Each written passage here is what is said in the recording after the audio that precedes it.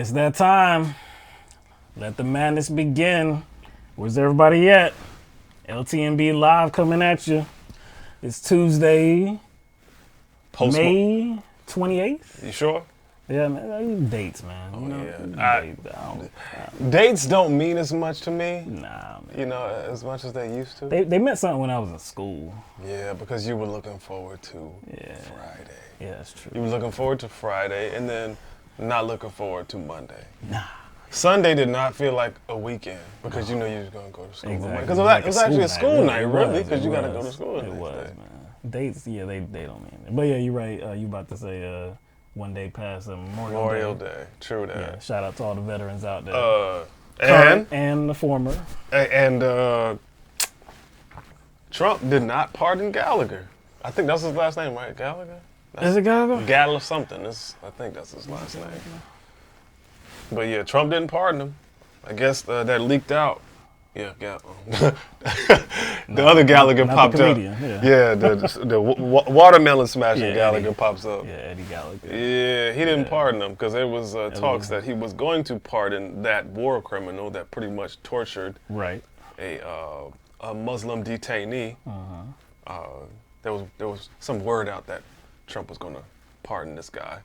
Well, he hasn't done so yet. There was word that he was going to pardon him on Memorial Day. But either way, I don't care what day he does it. If he does it, it's still kind of vile, man. Kind of. No, it is vile. Yeah, I mean, because it's definitely vile. I don't even think that sounds like something Stephen Miller would think of. You know what I'm saying? Yeah. Like, I don't know, man. What kind of message would that be sending, man? Like, hey, you could, torture detainees, especially Muslims. You know what I'm saying? And you could be prosecuted by the military, and 5 or 6 of your own, SEAL team members could, testify against you, but I'll still pardon you. Think about what message that was sending. Yeah, well, the same message that Trump has been sending, man. Like if you like him, if you support him, I think he's gonna have your back. I mean, not in all cases, but he does tend to stick his neck out for people that support his initiatives. I don't even, I'm not sure. I haven't read enough about Gallagher. I believe he is supportive.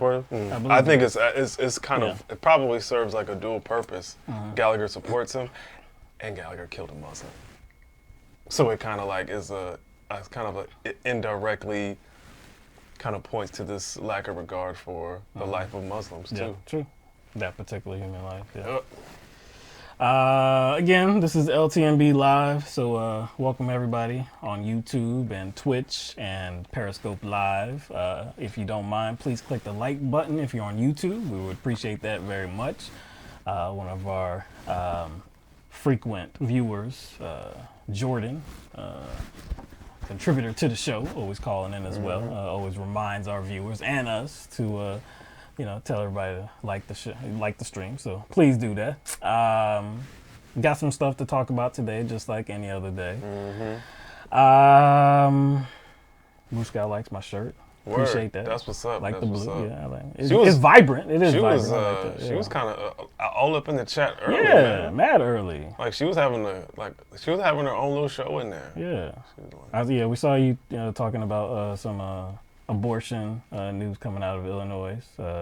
Good news, so that's good. But yeah, we definitely have that to talk about. Do we want to start there, or do we want to start at North Korea? There's probably with the abortion topic, probably a lot of connective. Yeah, there is. Other stories that are connected to that we're going to talk about, because we're going to talk about Clarence Thomas. Yeah. That's kind of connected. Missouri as well. Yeah. So where's that leading you? I mean, do we have any other Trump stories other than North Korea? Let's see. Do we have anything else other than that? Because if not, we can just start with that and get it out of the way. Yeah, no, we don't. Yeah, let's start with that then. So, President Donald Trump was in Japan, right? A few days ago? Was in Japan? Isn't that right? Yeah, he was straight. He was in Japan. He was on some other shit, man. Yeah, he was in Japan. Taking in the sights, doing some presidential business, whatever. But it seems as though in North Korea they had some very disparaging things to say about Joe Biden recently, the former vice president of the United States, current presidential candidate. Yeah.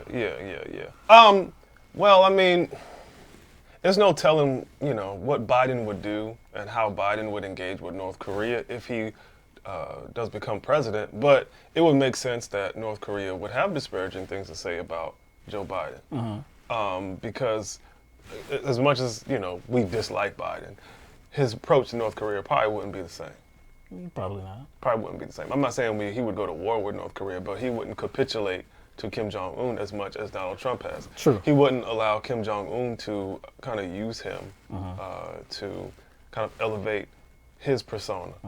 And that's what Kim Jong-un has been doing. He's kind of gotten away with things because Trump has come into all these negotiations with no preconditions at all. And not just, it's not having no preconditions that is an issue, it's that there's no binding agreements. No, nothing binding. And if you flatter somebody like Donald Trump, as it seems that Kim Jong-un has done, it seems as though there's no problem anymore. We're on the road to success if you flatter me as much as you can. So it doesn't really mean anything to me. It's like I said, we don't like Biden, but I think we know what that is about. You know what I'm saying? He's like, it's more like, I like Trump because he lets me get away with everything. No doubt. Of course, we don't, want war with North Korea. We're just kind of following the story based on, what this administration is giving us. Yeah, because look, the situation was presented as the number one concern of the United States. It was the top threat of the United States. And then all of a sudden, not much has actually changed. Like technically, not much has changed, but now there's no threat just because of Trump. Just because of Trump being in this position, there's no threat, even though technically nothing has changed. Not only has nothing changed, like, if nothing has changed, were they a threat? You have to ask yourself that question. You see what I'm saying? So they created this whole atmosphere around North Korea testing its missiles, right? Presenting a case that had the United States being attacked by North Korea.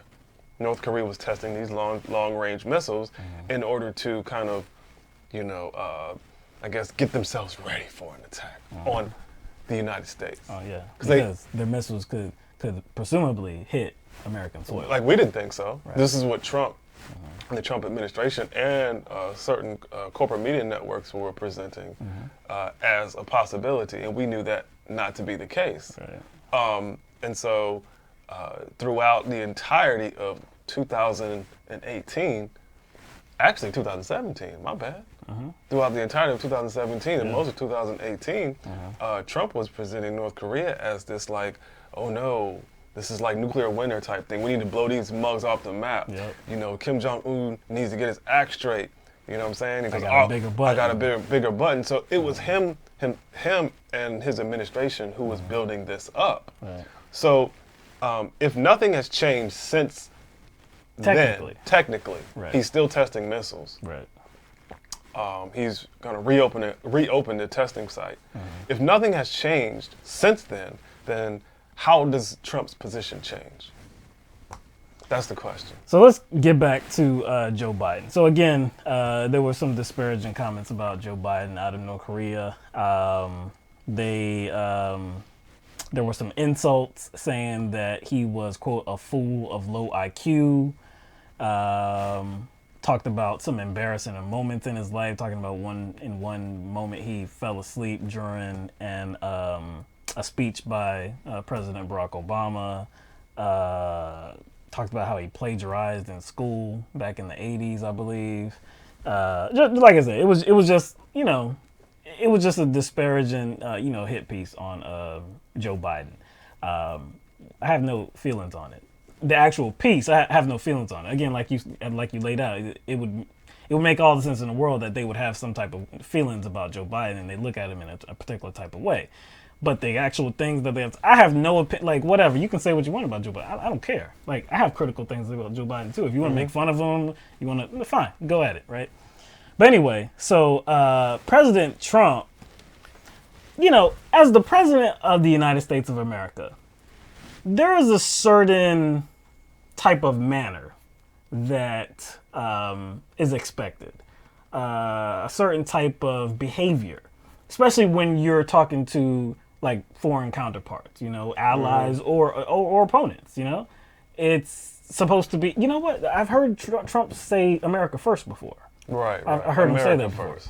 So it's always supposed to be like, you know, we can disagree with ourselves. We can have disagreements and arguments, conflicts, whatever. But when we're on the national stage, when we're talking to other countries, foreign leaders, we're as one, you know? So you wouldn't accept other people like demeaning our people, you know? Well, Trump doesn't really believe that way, I guess. I guess not as it concerns Joe Biden and a lot of other people that he probably disagrees with. So, he agreed with the assessment of Joe Biden having a low IQ. And there was a tweet by President Trump. And it states, let's get this up here. You know, we're going to go into some other things about this tweet as well. But North Korea fired off some small weapons, which disturbed some people, some of my people, and others, but not me. I have confidence that Chairman Kim will keep his promise to me, and also smiled when he called Swamp Man Joe Biden a low IQ individual, and worse, perhaps that's sending me a signal. So there's a lot to kind of go into in that one tweet, because first of all, you know, he starts off with the firing of the missiles. We've talked about that multiple occasions. Nothing has changed.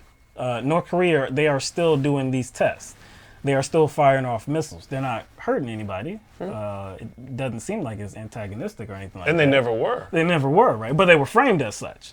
But it doesn't seem to be concerning him. Before, they concerned him greatly. Back in 2007, they concerned him greatly. But now in 2019, after meeting with Kim twice, they're of no concern. And not only is it not a concern, he used the term personally to describe his lack of concern. He said, personally, Right. I have no concern. What does that tell you? That tells you it's more about this kind of love affair and kind of just romance that's going on with him and Un, and not anything about diplomacy or policy at all. It's just about like, he's I like him because he likes me. Because he likes me. Yeah. Simply. So then, you know, like I said, he goes into the whole Joe Biden thing, in which it is funny because, you know, just putting this quote back up for a minute, or this tweet back up for a minute. He says, Swamp Man Joe Biden, a low IQ individual.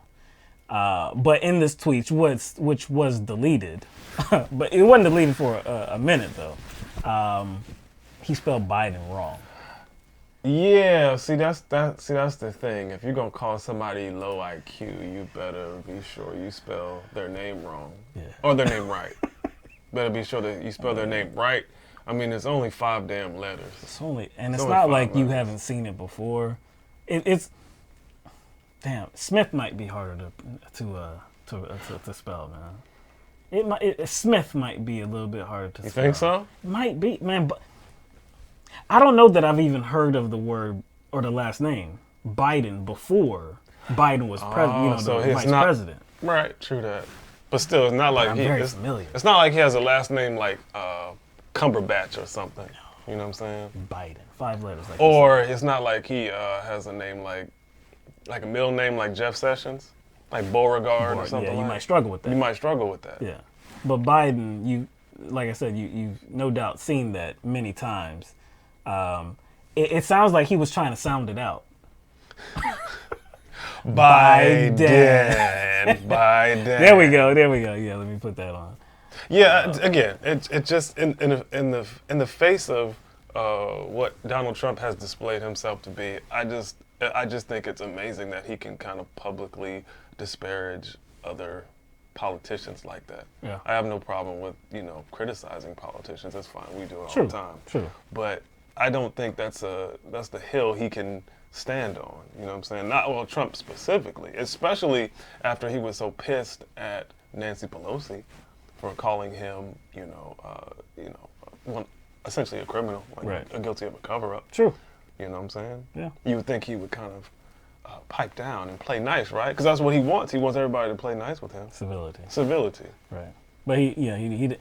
And again, like, there were even Republicans that came out and said that this was a bad look from the president of the United States. You know, you're over here talking to other world leaders. You're talking about in their words, a brutal dictator, which really hasn't made any concessions. You haven't come to any like tangible agreements or anything like that. There's been nothing done. We're in the same situation we have been for decades. Really? Maybe same situation. Maybe he's aware of that. So that's why he doesn't care anymore. He doesn't care because he knows he didn't get anything done in regard to this. So now but he has to frame it like he has to frame it like he doesn't care because all these, number one, promises he made were not fulfilled. The agreements were not binding. Not only were they not binding, they didn't really have any teeth anyway. When he got back from the first summit, he pretty much said their nuclear program is done. Yep. It's about to be dismantled. It's about to be dismantled. Yesterday. These are things that he said. Yeah. You see what I'm saying? So, like, those things pretty much fell through the cracks. And they weren't, I say fell through the cracks, but really they were huge gaping holes. Yeah, because like you said, there was really no agreement. There was an agreement to talk about peace. There was an agreement to... It was a promise note. It was a promise. They probably got rings to match, too. We just didn't see them. We didn't see that part, yeah. But anyway, so that wasn't all that President Trump had to say about Joe Biden, though. Because, look, it's been viewed that Biden is the front runner. The front runner, yes. According to some very... skewed polls. Skewed is a good word. Yeah. But yeah, a lot of people, frame Biden as the front runner in the race, a very big lead, whatever. But a lot of attention is being put on Biden, and Trump has put a lot of attention on Biden as well. He has a lot of focus on him. So, like I said, this all looked like this wasn't presidential at all. Letting somebody from another country, a dictator, a brutal dictator, their words, not mine. Criticize somebody, a statesman, whatever. Their words, not mine. Anyway. Because it doesn't have any, that point has nothing to do with like who Biden is, as a politician and policy. Right. It has nothing to do with like my personal feelings about him, my feelings about him as a political candidate or somebody that's been in administration, whatever. It has nothing to do with that. But anyway, so Biden, his team pushed back on it, said it was a bad look, this and that. Trump's team, his administration, they've put out some words saying that I guess it's hypocritical for Biden to be upset because he at one time, sometime in the past, recently though, and I can't remember where he was at, but he had something disparaging to say about Trump as well. Biden's not the president of the United States. Do you understand? Like, as a president, look, I hate the word presidential as in like what is expected of you, like the way you act, the way you talk. I kind of hate that word because it's fake.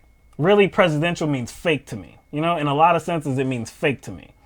But there is something to be said about how you handle yourself in that position, in that role, in that office. So that office is supposed to command respect, right?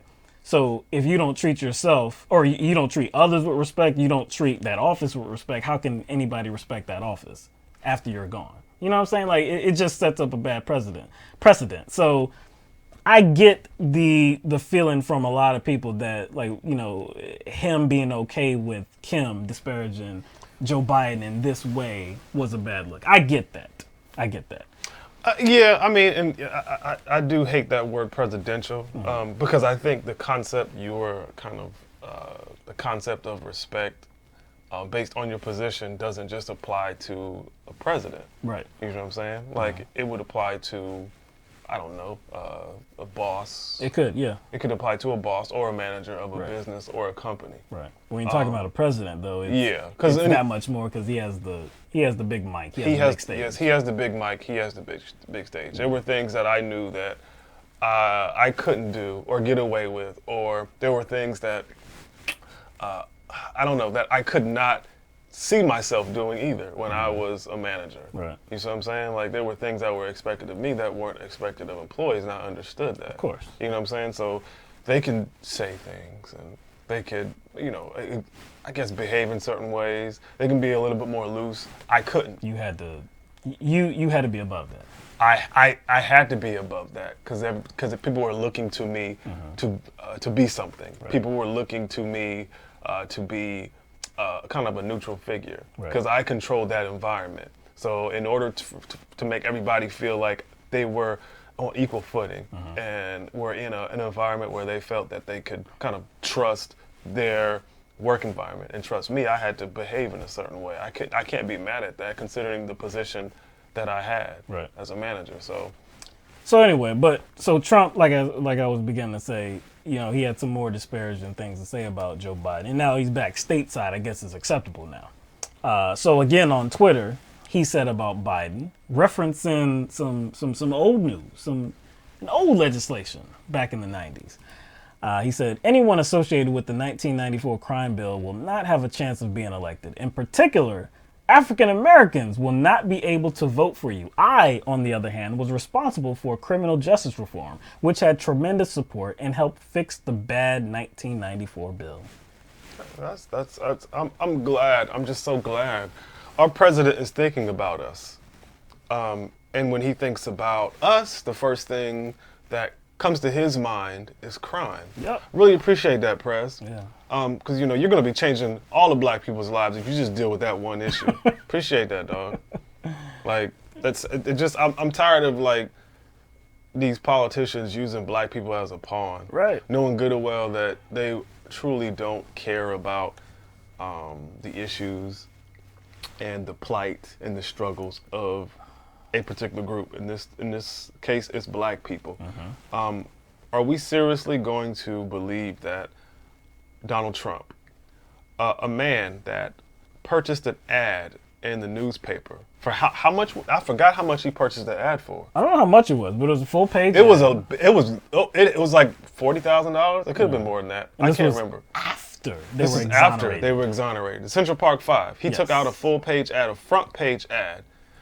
Not just calling, you know, for some sort of authority figure to discipline these 5 gentlemen that were ruled innocent. Yes. He was calling for what?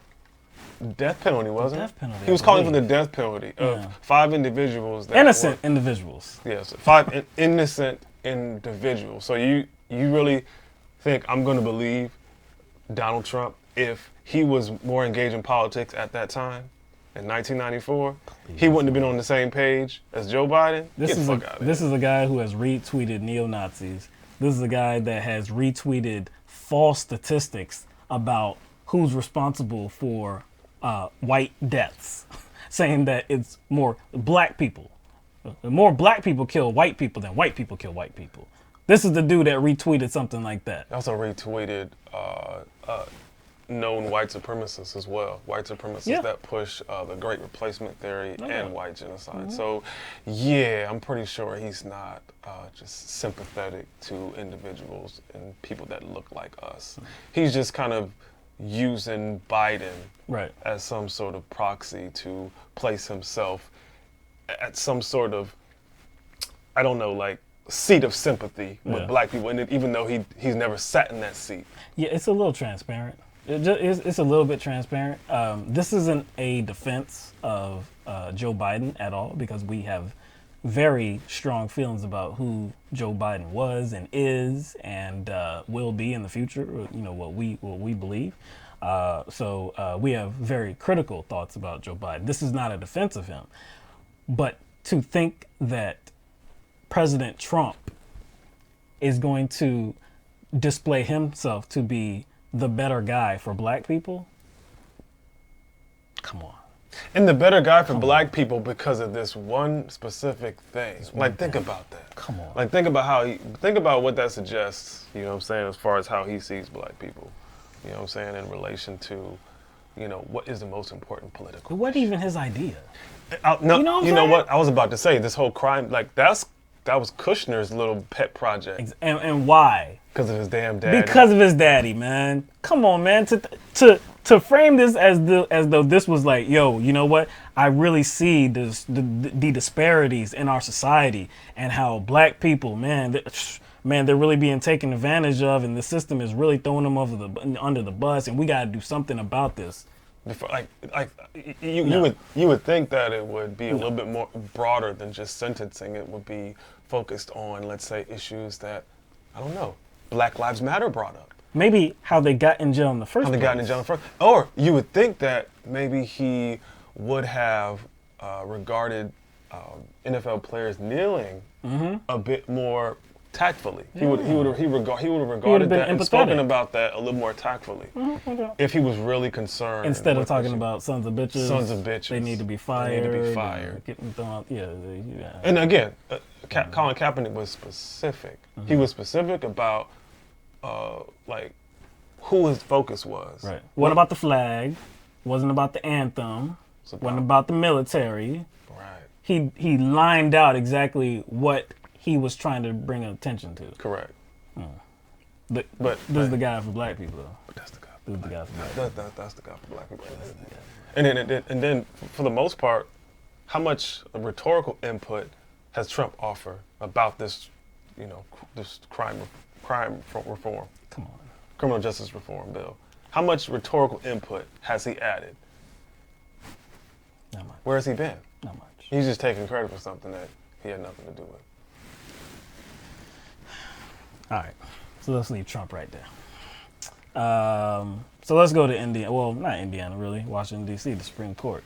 The Supreme Court reversed a lower court's decision on how fetal remains are disposed of. This was a law that was signed into legislation in Indiana under then Governor Mike Pence, who is the current Vice President of the United States. So this law stated that fetal remains must be buried or cremated. So there was a lower court that, it was the Seventh Circuit Court of Appeals that held that the law was unconstitutional. This Supreme Court, though, found that, quote, we reiterate that in challenging this provision, respondents have never argued that Indiana's law imposes an undue burden on a woman's right to obtain an abortion. So that was why they reversed that lower court's opinion, that decision, because this has nothing to do with the undue burden, getting an abortion. It just has to deal with the aftermath of said abortion, I guess. Okay. That's their opinion.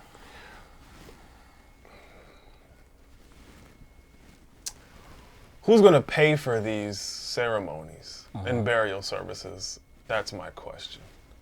Yeah. Who's going to pay for that? I believe they were thinking that the woman would pay for it, the family, the woman. Yeah, it would be on the woman, yeah.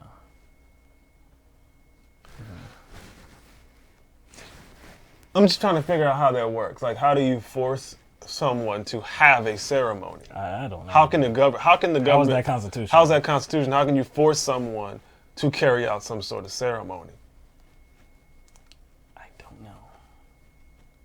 I don't know.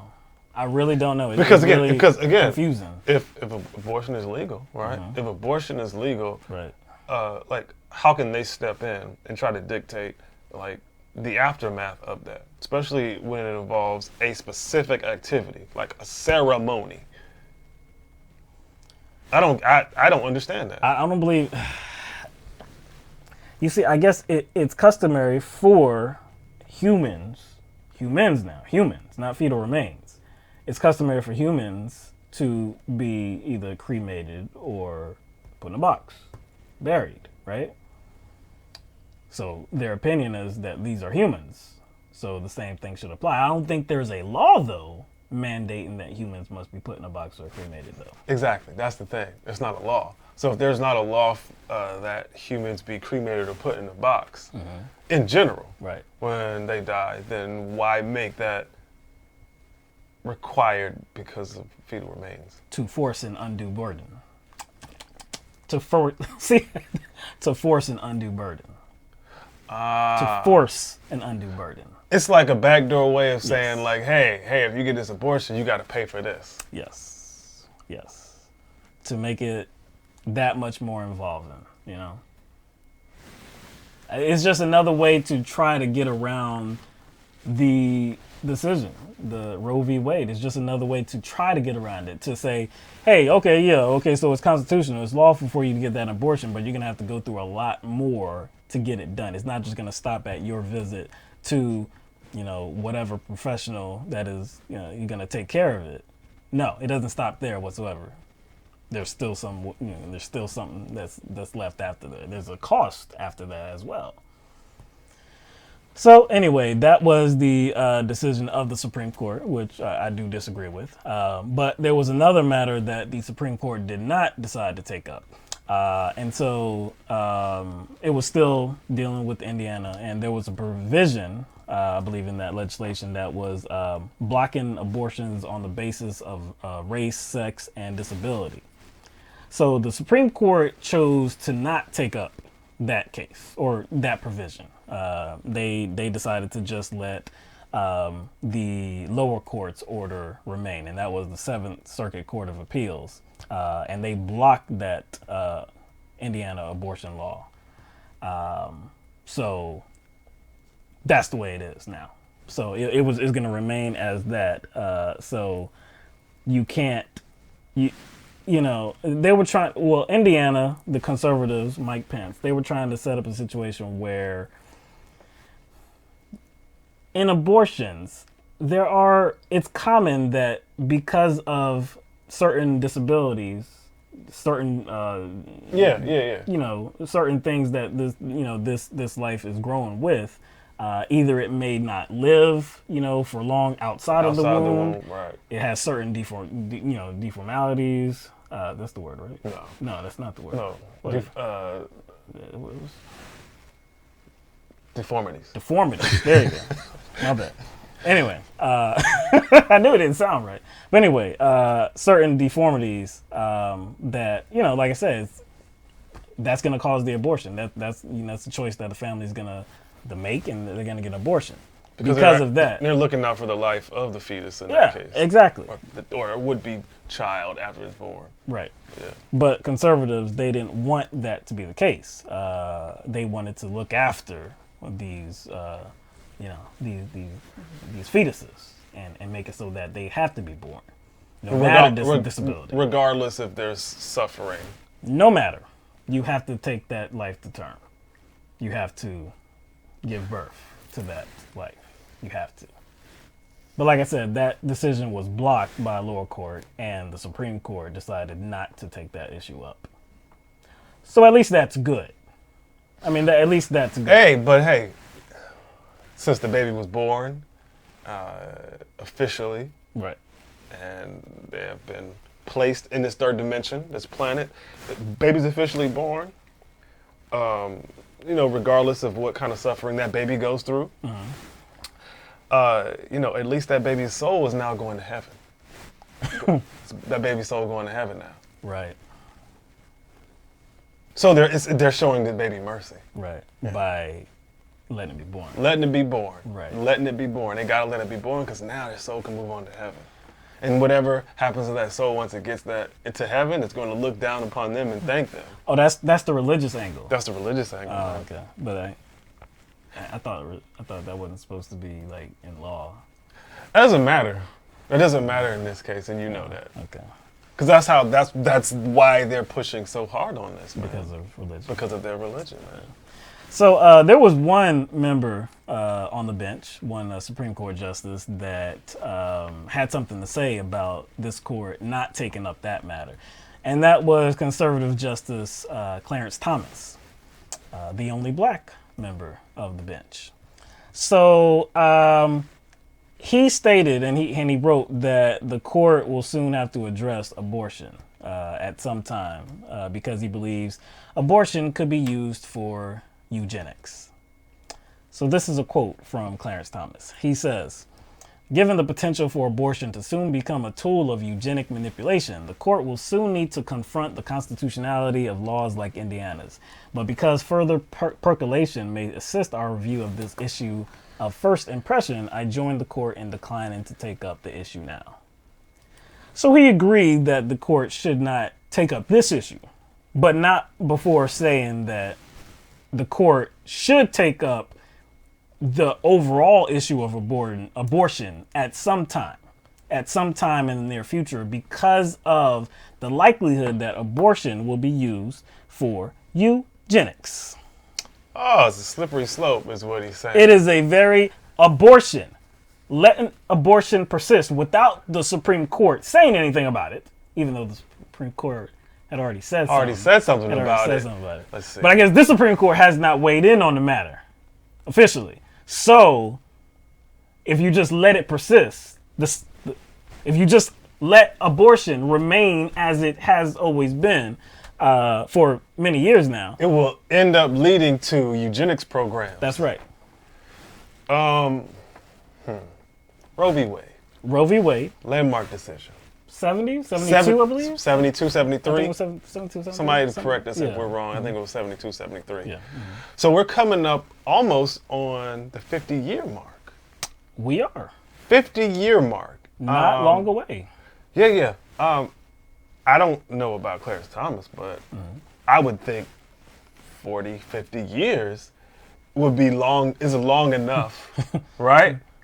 For this kind of abortion precedent that was set by the Supreme Court decision to morph into eugenics, like he says. I think 50 years is long enough. We have a long enough track record. That's a long enough track to analyze. Be like, okay. So if you're saying that we see anything, abortion, right? Legal abortion will lead to eugenics, as if it's some sort of theory, and you're saying he's kind of presenting this case that it will hypothetically lead to eugenics. Yes. But you can't treat this as a hypothetical because abortion is already legal, and it has been legal for almost 50 years. Almost 50 years. And there's actually more safeguards since that time.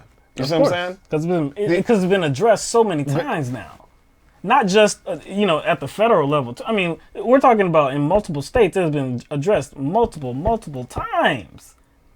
So if eugenics was going to happen, I guess what you're saying is it would have bang happened. Bang, yes, B-A-Y-N-E. It would have bang. No, bang done happened. Bang done. It would have bang done. Bang done. So obviously, Clarence Thomas does not see it your way, and really where he was going to, because and that's why I had to lead off in the introduction of Clarence Thomas stating that he was the only black member on the court, on the bench. He knows something about discrimination. He knows something about, I guess. He knows how it feels to be in a certain, he knows what it feels like to be stuck within a certain demographic. Yes. Have a certain skin color. To be attacked. To be attacked. Yes. So where he was going with this is Margaret Sanger. Of course.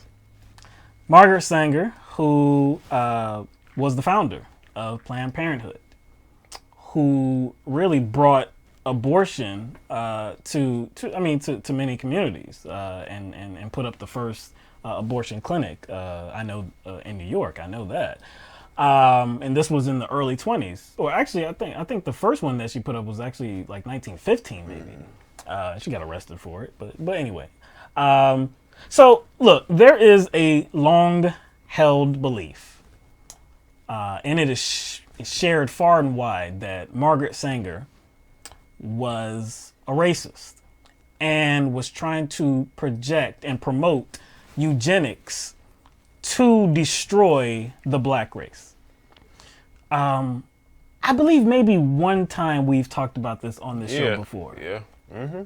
And it's something that is so, it's pervasive across the board, no matter what your political ideology is. It doesn't matter. You see conservatives using it as some sort of wedge issue to gain the approval of black voters. Say, hey, we care about you, and we're calling this racist Margaret Sanger out on your behalf. Yes. And then you have some people on like the black left. Oh You more, you know what I'm saying? Like I would say black radicals who tend to point to Margaret Sanger as an example of,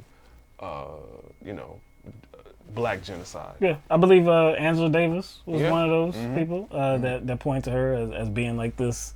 She was this evil person that wanted to really destroy the black race.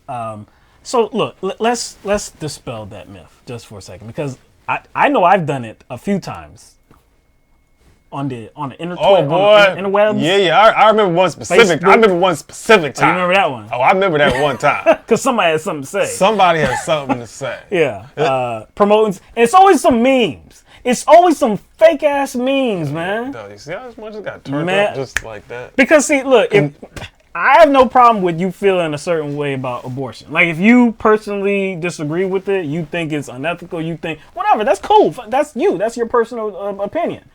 But to rewrite history, to frame Margaret Sanger as if she was the evil person that wanted to destroy the black race, even though there's no evidence to support that, like, what are you doing? Like, why are you trying to rewrite history? What do you? So let's go into the history, okay? So Margaret Sanger, again, she was the co-founder. Oh no, she was the founder of Planned Parenthood. It wasn't called Planned Parenthood at the time, but it became Planned Parenthood. So the first, not just the first, but multiple abortion clinics were set up in white neighborhoods. Many white neighborhoods. It wasn't until years later that they actually got around to addressing the problem, as what she called it, and she wanted to put them in poor black neighborhoods so that poor black women have access could have just access. like white women. Just like white women. So she, she talked about back alley abortions, very unsafe practices, of course, that resulted in complications, deaths of women, all of this, right? She wanted to put an end to that. She wanted abortion to be legal. So again, there's a bunch of myths about who Margaret Sanger was, and there's these quotes that she never ever said. There's a lot of memes. There's one quote that says that she referred to blacks as human weeds. Never said that. Never said that at all. She did say the words human weeds before, but it wasn't in reference to, you black people are human weeds. And I believe it was in a New York Times article, and I believe it's from the 20s, and it's actually a long article. I'm not even gonna go into that. But there's no quote where she's referring to black people or any other type of people as human weeds. Then we'll go to the whole, that was a black angle, but we'll go to another part of it. So she enlisted the help of black people to bring abortion to poor black women, right?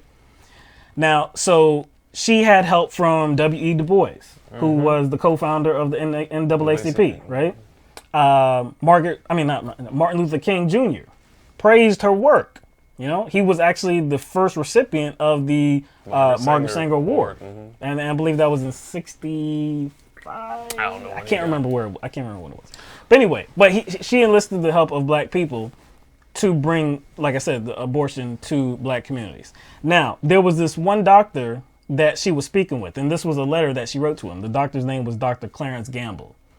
And so this is what she wrote to Dr. Gamble, and this is something that has been misinterpreted by many people for many years, right? So this is what she wrote. Given the potential for abortion to soon become a tool of eugenic manipulation, the court will soon... No, hold on. No, my bad. All right, this is her quote. The minister's work is also important, and also he should be trained, perhaps by the Birth Control Federation of America, as to our ideals and the goal that we hope to reach. We do not want word to go out that we want to exterminate the Negro population, and the minister is the man who can straighten out that idea if it ever occurs to any of their more rebellious members. Now, this was a part of the Negro Project, and like I said, that was what it was called. It was to bring abortions to black communities. And she wanted to enlist the help of black people, black ministers. And that one line that's in there, this is what's been misinterpreted. We don't want word to go out that we're trying to, what was the word she said? Exterminate the Negro population. So people for many years have misunderstood that to read that she actually did want to exterminate the black We population. don't want word to go out means like we want to keep this secret. Yes. That's what is being reported to me. Yes. That she had nefarious intentions. Mm-hmm. Like, oh yeah, we don't want to tell those black people that we're actually trying to kill all of them. So we're going to use the black man, the black people, to get them involved in abortion and then secretly kill them all. Okay, let's just say that narrative holds water. Mm-hmm. Let's just like play with that a bit. Okay. Then you would then have to kind of extrapolate that outrage. You would have to extrapolate, I guess, that conspiracy theory onto other people, right? And the prime person would be somebody you mentioned, somebody who's revered as an American icon. Yes, and he would have been civil rights part icon. of the whole con. He would have been part of the whole con. Now, Yeah. that'd be MLK. Yeah. I know. W. Du Bois too. W.E.B. Du Bois. Yeah. And I know how a lot of people, especially in black circles, they kind of don't trust the NAACP or anybody who's connected to it for reasons we won't get into. Right. But if people are always going to, quote MLK and talk about, I guess, his revolutionary policies and his outlook on the world, not just the United States, right? And recognize him as a revered character and as a hero. If you are going to do that without mentioning, the award he received, Right. the Margaret Sanger Award, True. then I guess your support of MLK and then your demonization of Margaret Sanger would seem disingenuous. Exactly. It doesn't line up. It doesn't line up. Like you said, he's revered, and he's revered. I mean, if you want to put it plainly, for the work he did for the black community. Now he worked for the common good. I mean, he worked for the overall good. It wasn't just for black people, but a lot of people are like, no, he did a great thing for black people. I wouldn't disagree with that. But one of the things that he did for black people, though, and that he appreciated was done for black people, was bring abortion clinics to black people. And I think that's a part of MLK's legacy that a lot of conservatives, especially white conservatives, purposely ignore because they know that he was religious and he was a Christian, right? So think about that. So think about, how much that would have to change their narrative, you know what I'm saying? If true. you're looking towards MLK as some sort of character that, number one, they would have walked with. Right. And a character that they respected. One thing that I definitely want to go back to, because it does suggest that there was something else going on if you're talking about Margaret Sanger and when she first put her foot down, where she first planted her feet, and that was In white neighborhoods. So sounds like you're suggesting that maybe it was some white genocide going on. Is that what you're suggesting? No. See, what happened was, it was all part of a ruse. See, she set up in white neighborhoods with the forethought. You know what I'm saying? With the she planned this. Oh, so She wanted black people to see, like, hey, we ain't coming for you. We ain't coming for you. But she was coming. So for it you. was a trick. It was a trick. Okay. Yeah, it was a trick.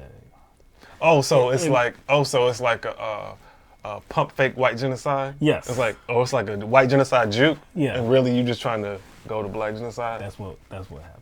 Yeah. It makes no sense. It really makes no sense. I know the whole thing about the eugenics. Like, again, eugenics isn't happening. And like since the 70s, when this court decision was ruled on, 72, 73, whatever, eugenics has not, that slippery slope has not evidence. It's not here, right? Now, you can say what you want about eugenics. A lot of people have many disparaging things to say about eugenics. Now, Margaret Sanger was one that did support it. It wasn't on a racial level. She supported it in the idea that, look, the best babies, and I guess, like, not the best babies, but I guess the best situations should come to, a baby being born. Right. She didn't want people that were in very, impoverished neighborhoods, I guess, impoverished lifestyles, couldn't support themselves, didn't want them, trying to support a baby, because that just wouldn't lead to any good, right? So that's what her view was.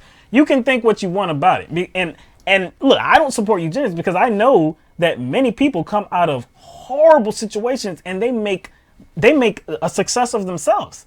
And it doesn't have to be a success where they become a doctor or something like that, but they have something to contribute to society. They have something to contribute to other people on some type of level. So you can't say that because this person was born in this particular circumstance that their life is going to go to shit or their life is going to be hell and there's nothing going to be made of it. So that's why I don't support eugenics. But still, you can't go back and frame Margaret Sanger as somebody that only wanted to kill black people, kill black babies, and just destroy the black race. You can't go back and do that. Right. And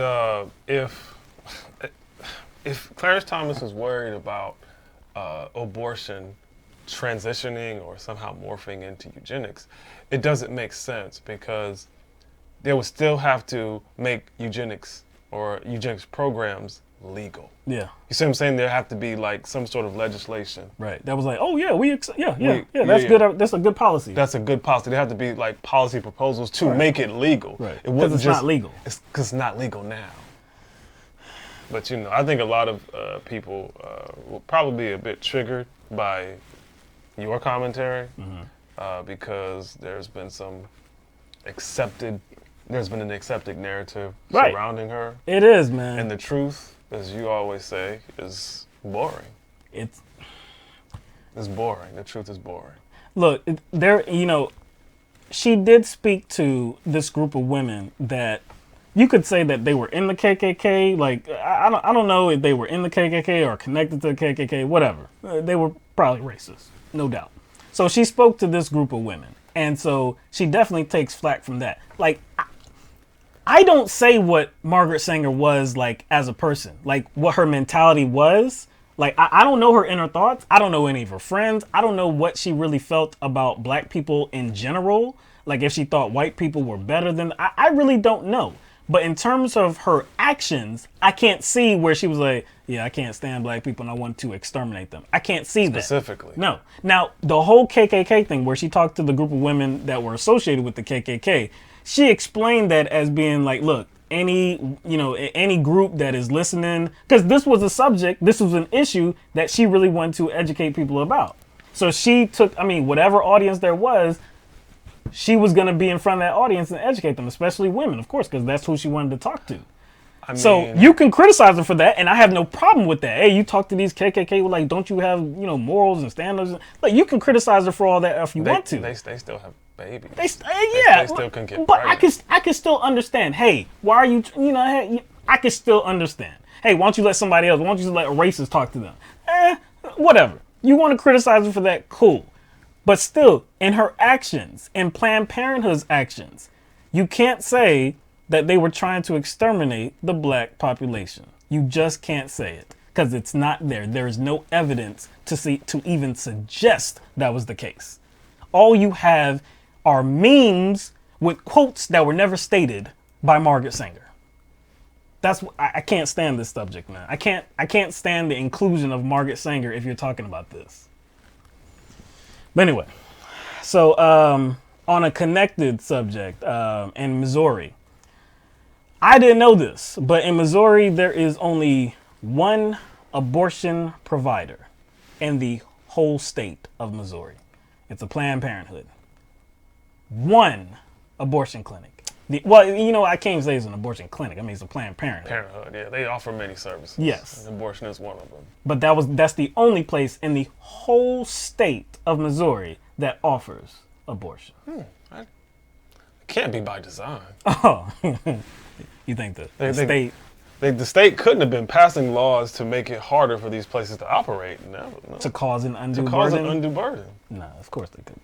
Well, they're trying to cause another undue burden now. So Planned Parenthood in Missouri, they have stated that they expect to be shut down this week. And that's per state authorities. There is an investigation going on into Planned Parenthood. The authorities have not given them specifics about what they are investigating, but they said it is possible that there will be criminal referrals. It's possible. They're requesting interviews with doctors at Planned Parenthood. Planned Parenthood has, I guess, they have let 2 of the doctors talk to these authorities, but there are other people that don't work for Planned Parenthood where they're like, no, they don't even work with it. They're not employees. You're not. Well, why are you talking to them? So it seems to again. We don't know the scope of this investigation. I'm guessing they don't know the scope of their own investigation. That's what it seems like. The scope is just probably broad, and they're just fishing. Right. They probably don't have anything, but they're just fishing for something to have. So their license is expected to not be renewed this week, and so that's where you would have a case where there is no abortion provider in the whole state of Missouri.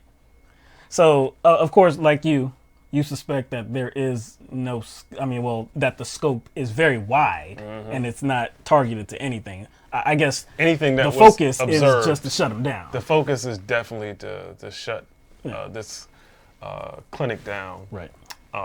And their services down. But if that does happen, wouldn't that pose an undue burden on women trying to get abortions? There's no abortion clinics or no in the whole state. Or in the whole state. Or no clinics that provide abortions in the whole state. Just having 1, just having 2, just having 5 that's an in one burden. state. That's an undue burden. Is an undue burden. It's not like, we're talking about a state the size of like Rhode Island or something. No, we're talking about Missouri, which has over 1 million people. No. It does. I don't know the population of it, man. Yeah, but no. It has more. Because you have St. Louis and you have Kansas City. Because it's on the other side. I think it has way more than 1 million. Yeah, no. So you're talking about in a state that large. I mean, look, and we know there are states much larger and have populations much larger than Missouri. I don't know how many women, but that's the total population. 6.1 million people in Missouri. 1 abortion provider, and it looks like they're going to be shut down this week because of some investigation that they haven't provided really any specifics about. The OBGYN, or one of the OBGYNs at Planned Parenthood in the St. Louis region, she said, quote, "We think this has nothing to do with patient care and is inappropriate and unlawful under Missouri statutes and regulations. So we have asked the court to rule on that." Population. So there's more women, which makes sense because there's more women overall. Everywhere. So it's over 3 million women. Yeah. Of course, this is an attempt by conservatives to cause an undue burden to try to get around Roe v. Wade any way that they can, whether it's by heartbeat bills, whether it's by the most restrictive bill ever in the country, in Alabama, whether it's whatever, whether it's closing down all of these abortion providers in the state, their goal is to shut down the practice of abortion, whether or not it's legal. Regardless of the Constitution. Regardless, because this definitely undercuts a constitutional protection. Yes, a precedent. What if a state outlawed the sale of guns? Didn't outlaw gun ownership, right? You see what I'm saying? Because, gun ownership is guaranteed through the Second Amendment.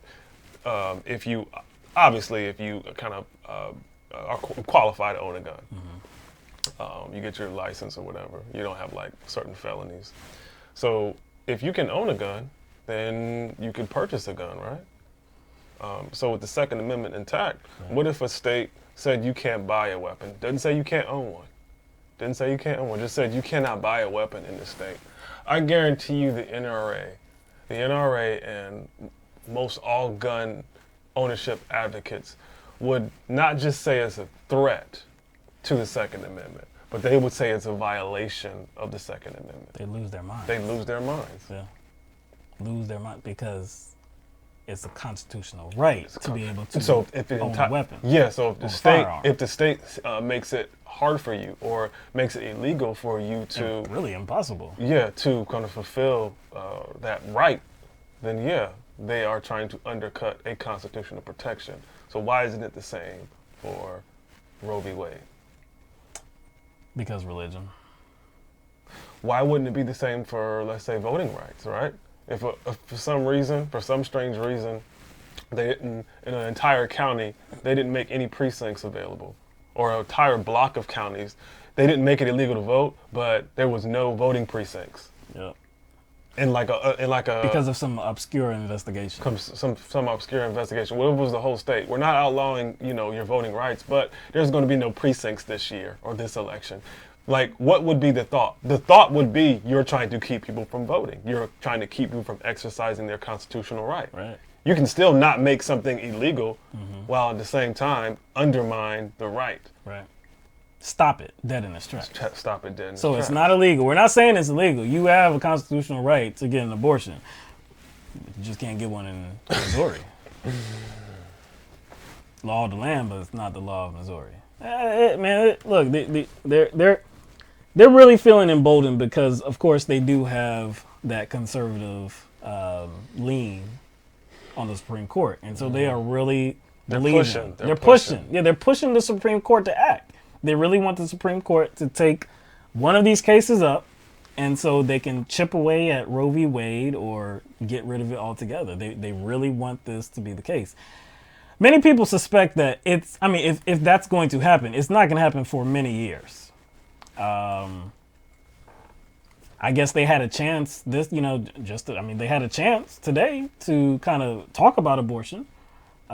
Because of the Indiana provision, but they declined to hear that side of it. So it doesn't seem as though these justices are really trying to reinvent the wheel here, trying to do something new. It seems like they're trying to avoid the situation. It does. But why would they do that? Why would they try to avoid it? Why would they try to avoid ruling on it? Why not just go ahead and accept the case and then rule on it and just make it final? It just seems to me that they are doing their part in kind of, I guess, encouraging these states to pass these laws. Because they could set a precedent if they really wanted to. They could. They could. And cause nationwide panic.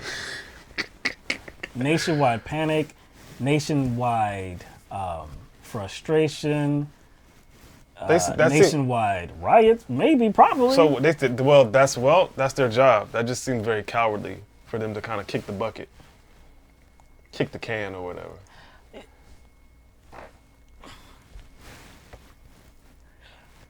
It'd be one, in one sense I say there's no reason to even take these up because it's already been decided. It's already been decided. So why am I going to take this court case up? Like whatever Alabama's doing, Ohio, why am I going to take this up? It's already been decided. Stop it. Okay, we're not going to take these cases. That could be what what they're saying by not saying it, by not accepting these cases. That could be what they're saying. But I guarantee conservatives are not trying to hear that. No. In other news too, again connected to this issue, in Mississippi there was a heartbeat. There's a heartbeat bill that was pushed into law, and that was ruled unconstitutional on Friday. So, another one. Another one bites the dust. Another one bites the dust, man. Look, this always happens with these heartbeat bills, with all of these restricting legislation that is passed in these states, in these conservative states. It's always sent to a higher court, of course, is a challenge, and then the judge says, it's unconstitutional. What are you doing? Of course, they know. Why would a judge go against precedent that has been set? Why would a judge do that? Why would a judge go against a constitutional protection? No matter who the judge is. No matter who the judge is. Like, think about what that judge would have to face. Man. Because if the Constitution hasn't changed, then why would you expect a judge ruling to be different from the Constitution? What is different now than what was the case in 1973? What is different now? He was sworn in to uphold that.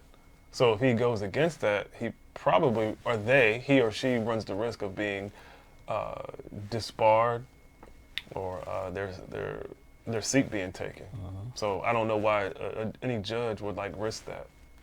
So really what these conservatives are saying is that it was a bad ruling. In 1973, there was a challenge. I mean, there was this push so that women could have autonomy over their own bodies. And then they gained that autonomy over their own bodies, but that was the wrong decision. And so in 2019 and just going forward, We got to make them have babies. we got to make them have babies. They should not be able to decide what happens with their own bodies. Okay, so we're going to judge you.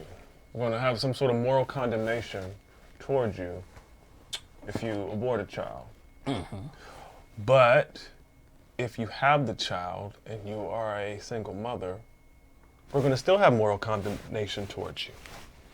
It's almost like this ain't got nothing to do with abortion, about more or less judging women and controlling women. Because regardless of what direction these women go, they're going to be judged. No doubt. No doubt, man.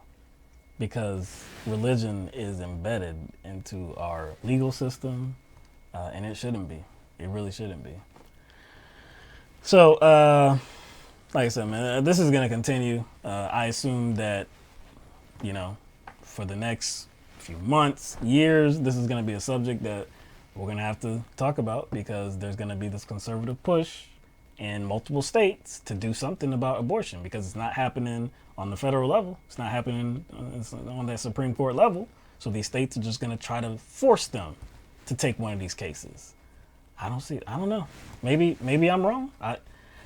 Maybe they take one. I don't know. But I don't see it coming anytime soon. All right, let's move on. But we're going to stay with the Supreme Court. Transgender policy. So on Tuesday, again today, Supreme Court declined to take a challenge to a transgender bathroom policy for a Pennsylvania school district. And so this means that since they declined to take this, that the policy allowing transgender students to use the bathroom and locker room that they identify with, the gender they identify with, that policy will go into effect. And so the district or the school district in Pennsylvania is called Boyertown District. And so originally the Third Circuit Court of Appeals, they ruled in 2018 that these students would be allowed to use the bathroom or locker room that's aligned with their gender. So there was a challenge to that ruling by a group of anonymous current and former students. They said that the policy violated their right to privacy under the 14th Amendment and infringed on the federal anti-discrimination law, Title IX. They were defended by a Christian legal group. Christian legal group? Yes, they were defended by a Christian legal group. No surprise. I'm actually not surprised by that. Actually not surprised. Like what? Like, I don't understand, first of all, like, why are these wedge issues in the first place? Like usually when when a group of people, an advocacy group or organizations or politicians take up an issue, right? I would think that it affects many lives, right? I think it's an issue that affects the lives of many people. And it's like with these kind of transgender-centered issues, I just don't understand like whose life it negatively affects, whose lives it negatively affects. Whose life does it negatively affect? That somebody wants to use the bathroom, a particular bathroom that they feel comfortable with based on like the identity that they are and have transitioned into. Whose life is it affecting? Same thing with the military stuff too. True. Whose life is it affecting? Is it affecting your life personally? Is it doing something? Is it doing something to you? No. Just thinking about this on a very basic level, like really on a immature level. Think about yourself as a kid, right? Because these are former students, current students that were challenging this policy. So think about it, right? We're dudes, so I'm gonna put myself in the dude situation, right? Right. So if you're a guy, right? If you're a guy, and You in the bathroom. I know that's where you go. Yeah. You're in the bathroom. You're in the locker room, right? You in the bathroom in the locker room, right?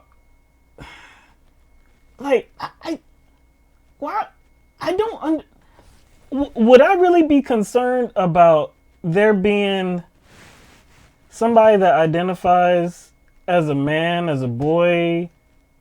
Would I be concerned with them being in the back? Because, again, think about this practically. Like, just this person isn't looking at me, right? Most likely. Most likely, they're probably not looking at me because they identify as the same thing I identify as. Most likely. Now, it doesn't go with it doesn't go in every situation.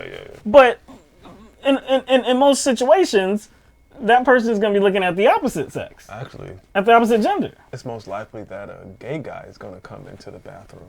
Yes. A gay guy who is kind of checking for other dudes. Yes. It's more likely that a gay guy, well, it is like highly likely. Very highly likely, because men who identify, gay men who identify as men, they go into men's bathrooms. Right. All the time. You would be more comfortable with that. I don't care if you're talking about going, if you're at a bar, or you go to a club, you go to a baseball game, a basketball game, a football game, whatever venue, does not matter. Target bathroom, Walmart bathroom, you name it. You name it. Like, sorry, that jumped out of my head. Thanksgiving. So really, what would be prudent for these people? Is to outlaw gay men coming into men's bathrooms. That would be more prudent. That would be more prudent. That would make more sense, because gay men are checking for other men. And they coming into men's bathrooms. You don't want them in your locker room. You don't want them in your locker room. No. But you're talking about the transgender person. You don't want them in the locker room because you feel uncomfortable because of what? Sense. Most likely, they're not even looking at you. Most likely, they're just like everybody else that's in that locker room. The question that you asked, what is this doing to you? Like, how is this affecting your life? Again, the argument is that it violated their right to privacy. You're not the only person in It's the not locker a private room. bathroom. It's not like the law does not cover like random mugs coming into your house using your bathroom. Yeah. Or like, let's say you was in or coming a into stall, the stall. In the stall. Like, yeah, you know what? This policy gonna have to. Everybody's gonna be allowed in the stall. Everybody, yeah, like you just can't have one stall by yourself. You know what I'm saying? People can come in and can be multiple people in one stall. It's not your personal bathroom or your personal locker room. That's the only way it makes sense. Is if it's like a private bathroom, is a onesie. You know the onesie bathrooms where it's just like a private. You close the door and it's just you. Just room, just pretty much just for you. The law doesn't specifically say you got to allow a trans person in there. But even if the law said, if the law did say that, it wouldn't just be trans; it would be everybody could be in there. But yeah, like how I don't know how, like the privacy, the kind of privacy angle fits in here. It doesn't make sense. That's why because it's a public bathroom. That's why it didn't work, man. Right there. How do I look like at a Charlotte Hornets game, dog? How I look coming into the bathroom and that's like I'm looking around at all these dudes who urinating in like a trough. Right. Like it's a trough. Yeah. Like essentially it's like a urinal trough that all dudes urinate in. You can either go to the bathroom there or you can go whatever in the toilet. I don't like waiting on the toilet, so I just go to the trough. It's just too many. I just don't like going to the toilet. Most likely it's nasty anyway because it's a stadium. So I just go to the trough. It's quicker. Right. I guess that's a violation of my privacy. All these dudes violating my privacy, man. I guess so, man. That's why. But am I worried about like going in there and be like, I wonder if any of these dudes are gay? No, exactly. That's not on your mind. Because see, when you go to the bathroom, you're concerned about going to the bathroom.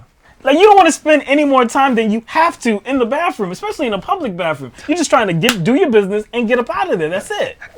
I'm telling you though, as many times as I've gone to like a public restroom, but a public restroom, let's say like at a large venue, like a football game, basketball game, baseball game, whatever it is, concert, like that's never something that like crossed through my mind.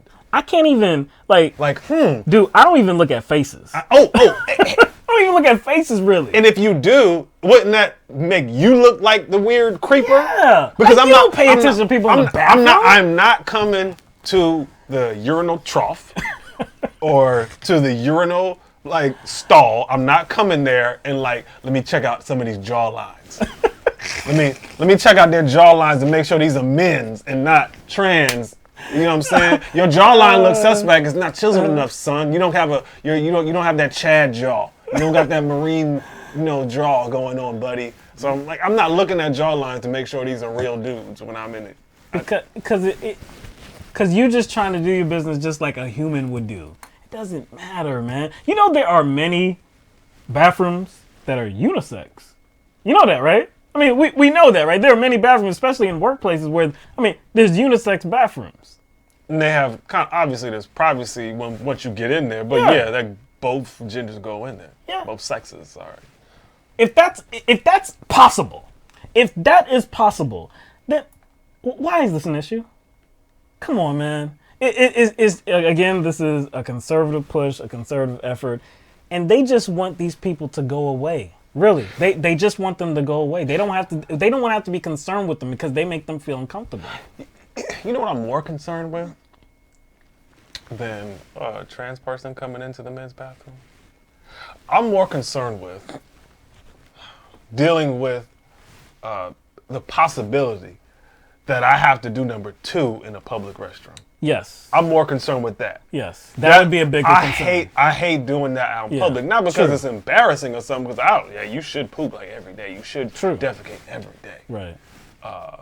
But it's like it's a cramped situation. It's a cramped situation. You got to hope that there's enough toilet paper. And it's a public toilet seat. Man. Most people hover. Even dudes hover. No, you don't just cheeks on. Come on, man. I hate that. You gotta put some toilet paper on. Like there's some like restrooms that have like the little wax paper. I don't know if they're made of wax, but that like little whatever. You put it over the seat. But a lot of places don't. So I'm actually more terrified of that. Putting my ass cheeks. What you gonna catch?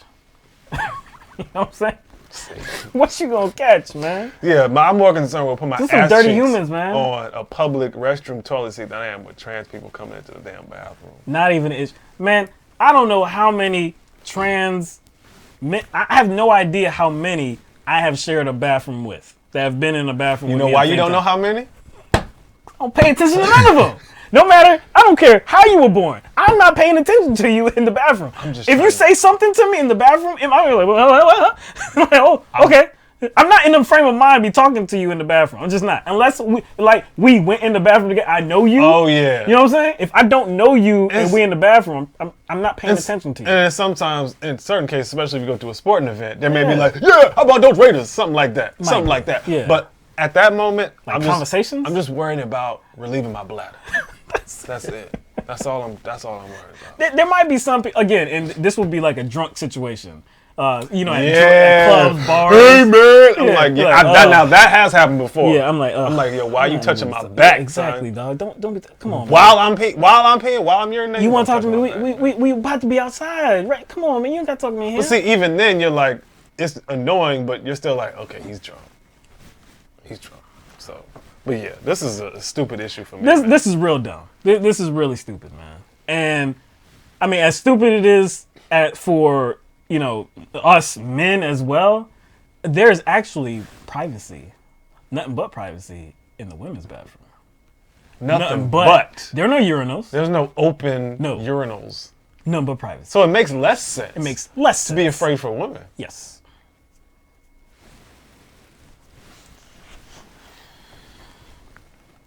All right. What we got? All right. Let's talk about this pledge. So, anybody here wait, before you do that, I'm gonna scoot over about 1 foot that way. I'm gonna scoot over. I'm just talking about the pledge, man. It's a good pledge. It's a good pledge, man. Okay. So you taking it somewhere else, man. All right. So there's a pledge called the End the Forever Wars Pledge, and it's by Common Defense, which is an advocacy group. They've been around for a while, and their plight is to get the United States out of this war, this forever war, as they call it. And it's not just them. Actually, they didn't coin that phrase, but to get us out of all these conflicts that we have going on in all these different places, in foreign territory. It's a pledge to not support wars. as simple as that. They talk about in this, it's a website you can go to look at the pledge, but it begins with them talking about how we need to end our involvement in places like Afghanistan and Yemen and Syria, Iraq, places like that, and therefore bringing these situations to an quote expedient conclusion. So. This is the pledge right here. So we have the pledge that we like to just put up on the screen here. It states the United States has been in a state of continuous global open-ended military conflict since 2001. Over 2.5 million troops have fought in this have fought in this forever war in over a dozen countries, including Afghanistan, Iraq, Syria, Yemen, Jordan, Niger, Somalia, and Thailand. I pledge to the people of the United States of America and to our military community in particular that I will, 1, fight to reclaim Congress's constitutional authority to conduct oversight of U.S. foreign policy and independently debate whether to authorize each new use of military force, and 2, act to bring the forever war to a responsible and expedient conclusion. So this is a pledge, again, and it invites people to sign it. So there have been many members. Well, I'll do that. You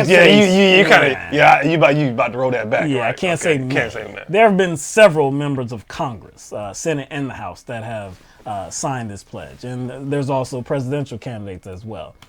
So this is, some of them: Bernie Sanders, Elizabeth Warren, Senator John Tester from Montana, Ilhan Omar, AOC, Alexandria Ocasio-Cortez, Rashida Tlaib, Ro Khanna, Mark Pocan, Premilla Jayapal, and Barbara Lee from California as well.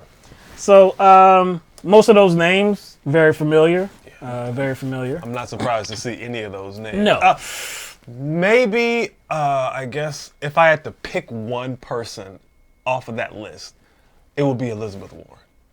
Okay. I'm not surprised, but out of all the people on that list, I would probably pluck her out first, considering kind of her recent statements on, I guess, making the military more energy efficient. Yeah. Remember that? You know what I'm saying? I remember that. Yeah. I was like, wait a second. So you're not necessarily against the war machine, right? But you just want the war machine to adhere to, I guess, climate change principles, or you want them to be more climate conscious. The Pentagon, which they already are, they've released statements themselves saying that they're going to kind of become more efficient with how they use energy and be more conscious of climate change and make their warmongering and war operations more efficient, energy efficient. Yeah. So they're aware of climate change.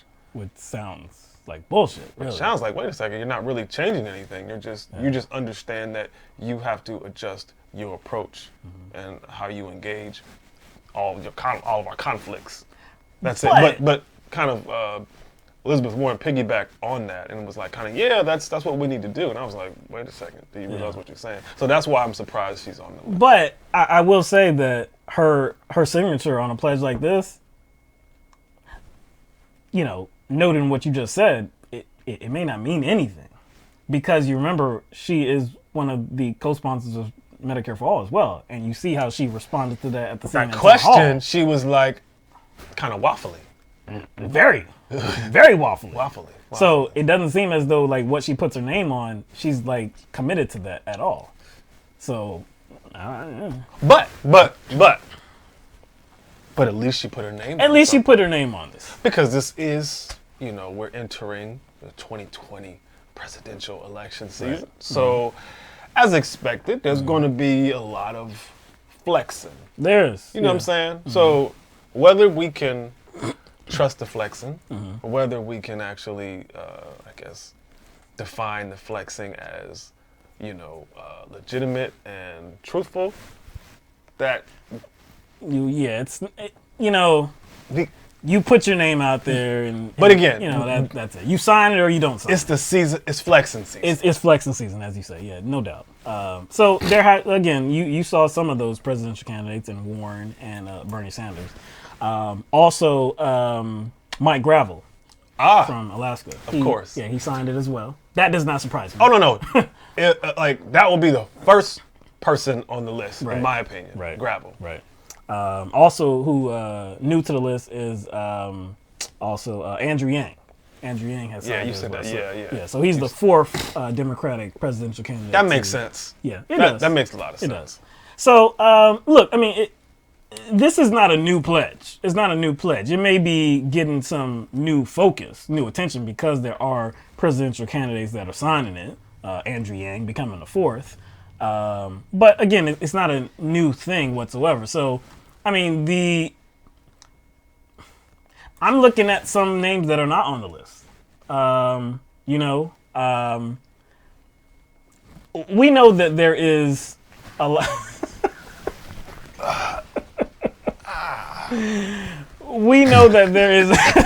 We know that there is A particular candidate that has an anti-war candidate. that has gained a lot of steam amongst progressives. Right. Yeah. That made that particular issue the issue of their candidacy. The issue of why they even backed Bernie Sanders back in 2016. Right. And that would be Representative Tulsi Gabbard. Correct. So I'm just noting how, like, who has signed onto this pledge. I would expect that she would be one of the first names on this list. And I don't see her anywhere. So I haven't seen any kind of statement that she has made about it. I've tried looking, haven't seen any statement whatsoever that she's made about it. Maybe she's just late to the party, man. She could be. Maybe she's gonna get on board. She could be. It's not, and look, and definitely it's not just about her. I mean, look, Marianne Williamson, somebody that we've talked about too. I don't see her name on the list. So it's something that, particularly those two candidates who talk about, foreign policy decisions, foreign policy blunders, and how we need to get away from this Western imperialism and like all of this disaster that we regime change inflict onto the globe. Yeah. These are candidates that talk about that a lot. So I would expect that on a pledge like this, you would find your name there. But I don't see the names. And as much as, like I said, I mentioned Marianne Williamson, and I do want to say that, yes, she should be on this list as well, given what she talks about. Tulsi Gabbard has the bigger stage. She has the bigger stage, the bigger following. The bigger push behind her, no doubt. And she has the longer track record in talking about, I guess, this issue on the bigger stage. So I would expect that she would be on the list, and I don't see it. So, like you said, maybe it's that she's late to the party. Yeah, but I mean, here's the thing about Tulsi, though. I think people need to be honest about, like, her actual stance on war. And also people need to be honest about, like, I guess, where her stance kind of is sourced from. As far as internally in herself, like, where is it sourced from? Why does she have that particular stance? Like, what is her outlook, and how does that outlook relate to how she views war in general? So I just think people need to have kind of an accurate picture of Tulsi Gabbard in regard to that subject, because she was in the military herself. She still is. Oh yeah, she's still in. Okay, well, reserves. Reserves. So it's like, if you ever hear her talk about it in her experience, she has sympathy for the soldier, right? That's where, like, her sympathies lie. Her kind of anti-war stance, again, I don't like it to call her stance anti-war because it's kind of nebulous, especially if you don't look directly at it. So it's more about keeping soldiers out of harm's way, right? That's what her kind of anti-war rhetoric and talk and narrative surrounds. Keeping soldiers safe, right? So, kind of that provides I don't know what to call it, a drone loophole. That provides a drone loophole because drones do essentially keep soldiers out of harm's way. Yes. If you actually, like, listen to her talk about our drone program, she's cool with it. And it would make sense based on where her sympathies lie. Her sympathies lie with keeping soldiers safe. So that doesn't mean she's against, like, all military programs involving some sort of targeted you know, some sort of like targeted program or targeting certain factions or certain terrorists, and that's where we have a split with Tulsi Gabbard, because she's not for regime change particularly, but she does have an affinity for the war on terror. She does legitimize the war on terror, which to us is confusing, considering a lot of regime change is based on the war on terror. So it's kind of like double talk, because if you support the war on terror but you don't support regime change, the war on terror would bring about the regime change. You know, you're just calling it something. Yeah, like in a lot of cases, maybe not. Like I would say Venezuela, which she has been vocally against. You know what I'm saying? That coup in Venezuela, that's an easy one to be against. Right. But I do think it's interesting when you're looking at that pledge, what is common about those countries that you listed? What's common? Yeah. Those are hotbeds as far as where the United States is or involved in as far as rooting out certain terrorist groups or certain terrorist factions, right? So it would make sense that she wouldn't sign on to something like that, because she has been kind of an approval of the United States military's war on terror. True. Right? So I don't know. Maybe you're right, or maybe she's late to the party. She could be, but it still does, regardless of whether she's late to the party. Even if she did sign the pledge, it would still undercut her kind of previous statements and her previous positions on certain types of war. Right. You know what I'm saying? It would look a little confusing. She would have to clear up past statements, which I'm not sure she could do, because I think she still believes a lot of the things that she has said. So all I'm saying is that, you know, somebody that has promoted themselves as anti-war would probably get behind a pledge like this. But anyway, we'll leave it there. Everybody remembers the Tax Cuts and Jobs Act, right? Everybody remembers that legislation that passed at the end of 2017. Yeah. You remember that historic legislation, the largest tax cut in history? Trump says it is. Supposed to have like everlasting effects on our economy. Yes. Specifically, effects that would benefit everybody. Right. Well, it was the middle class tax cut. It wasn't for because I'm gonna get killed on this. I'm impersonating Trump right now. I'm gonna get killed on this. I'm gonna get killed on this. It's good for you. It's not good for me. That's right. That's what he said. He told the people that this was a middle class tax break. It wasn't for the richest and, you know, the elite class or anything like that. Well, I mean, look, past that time, we have done many reports on it, you know, before it became legislation, after it became legislation, the effects of it. We have done many reports. Yeah, and there are some representatives that were in approval of this bill. Yep. Voted for it. And then afterwards said, "Oh, maybe it went too far." Soon after, like a couple months. Yes, soon. Yeah, maybe we did too much for corporations. Rubio? Rubio's one of them. Yeah. Maybe we did too much.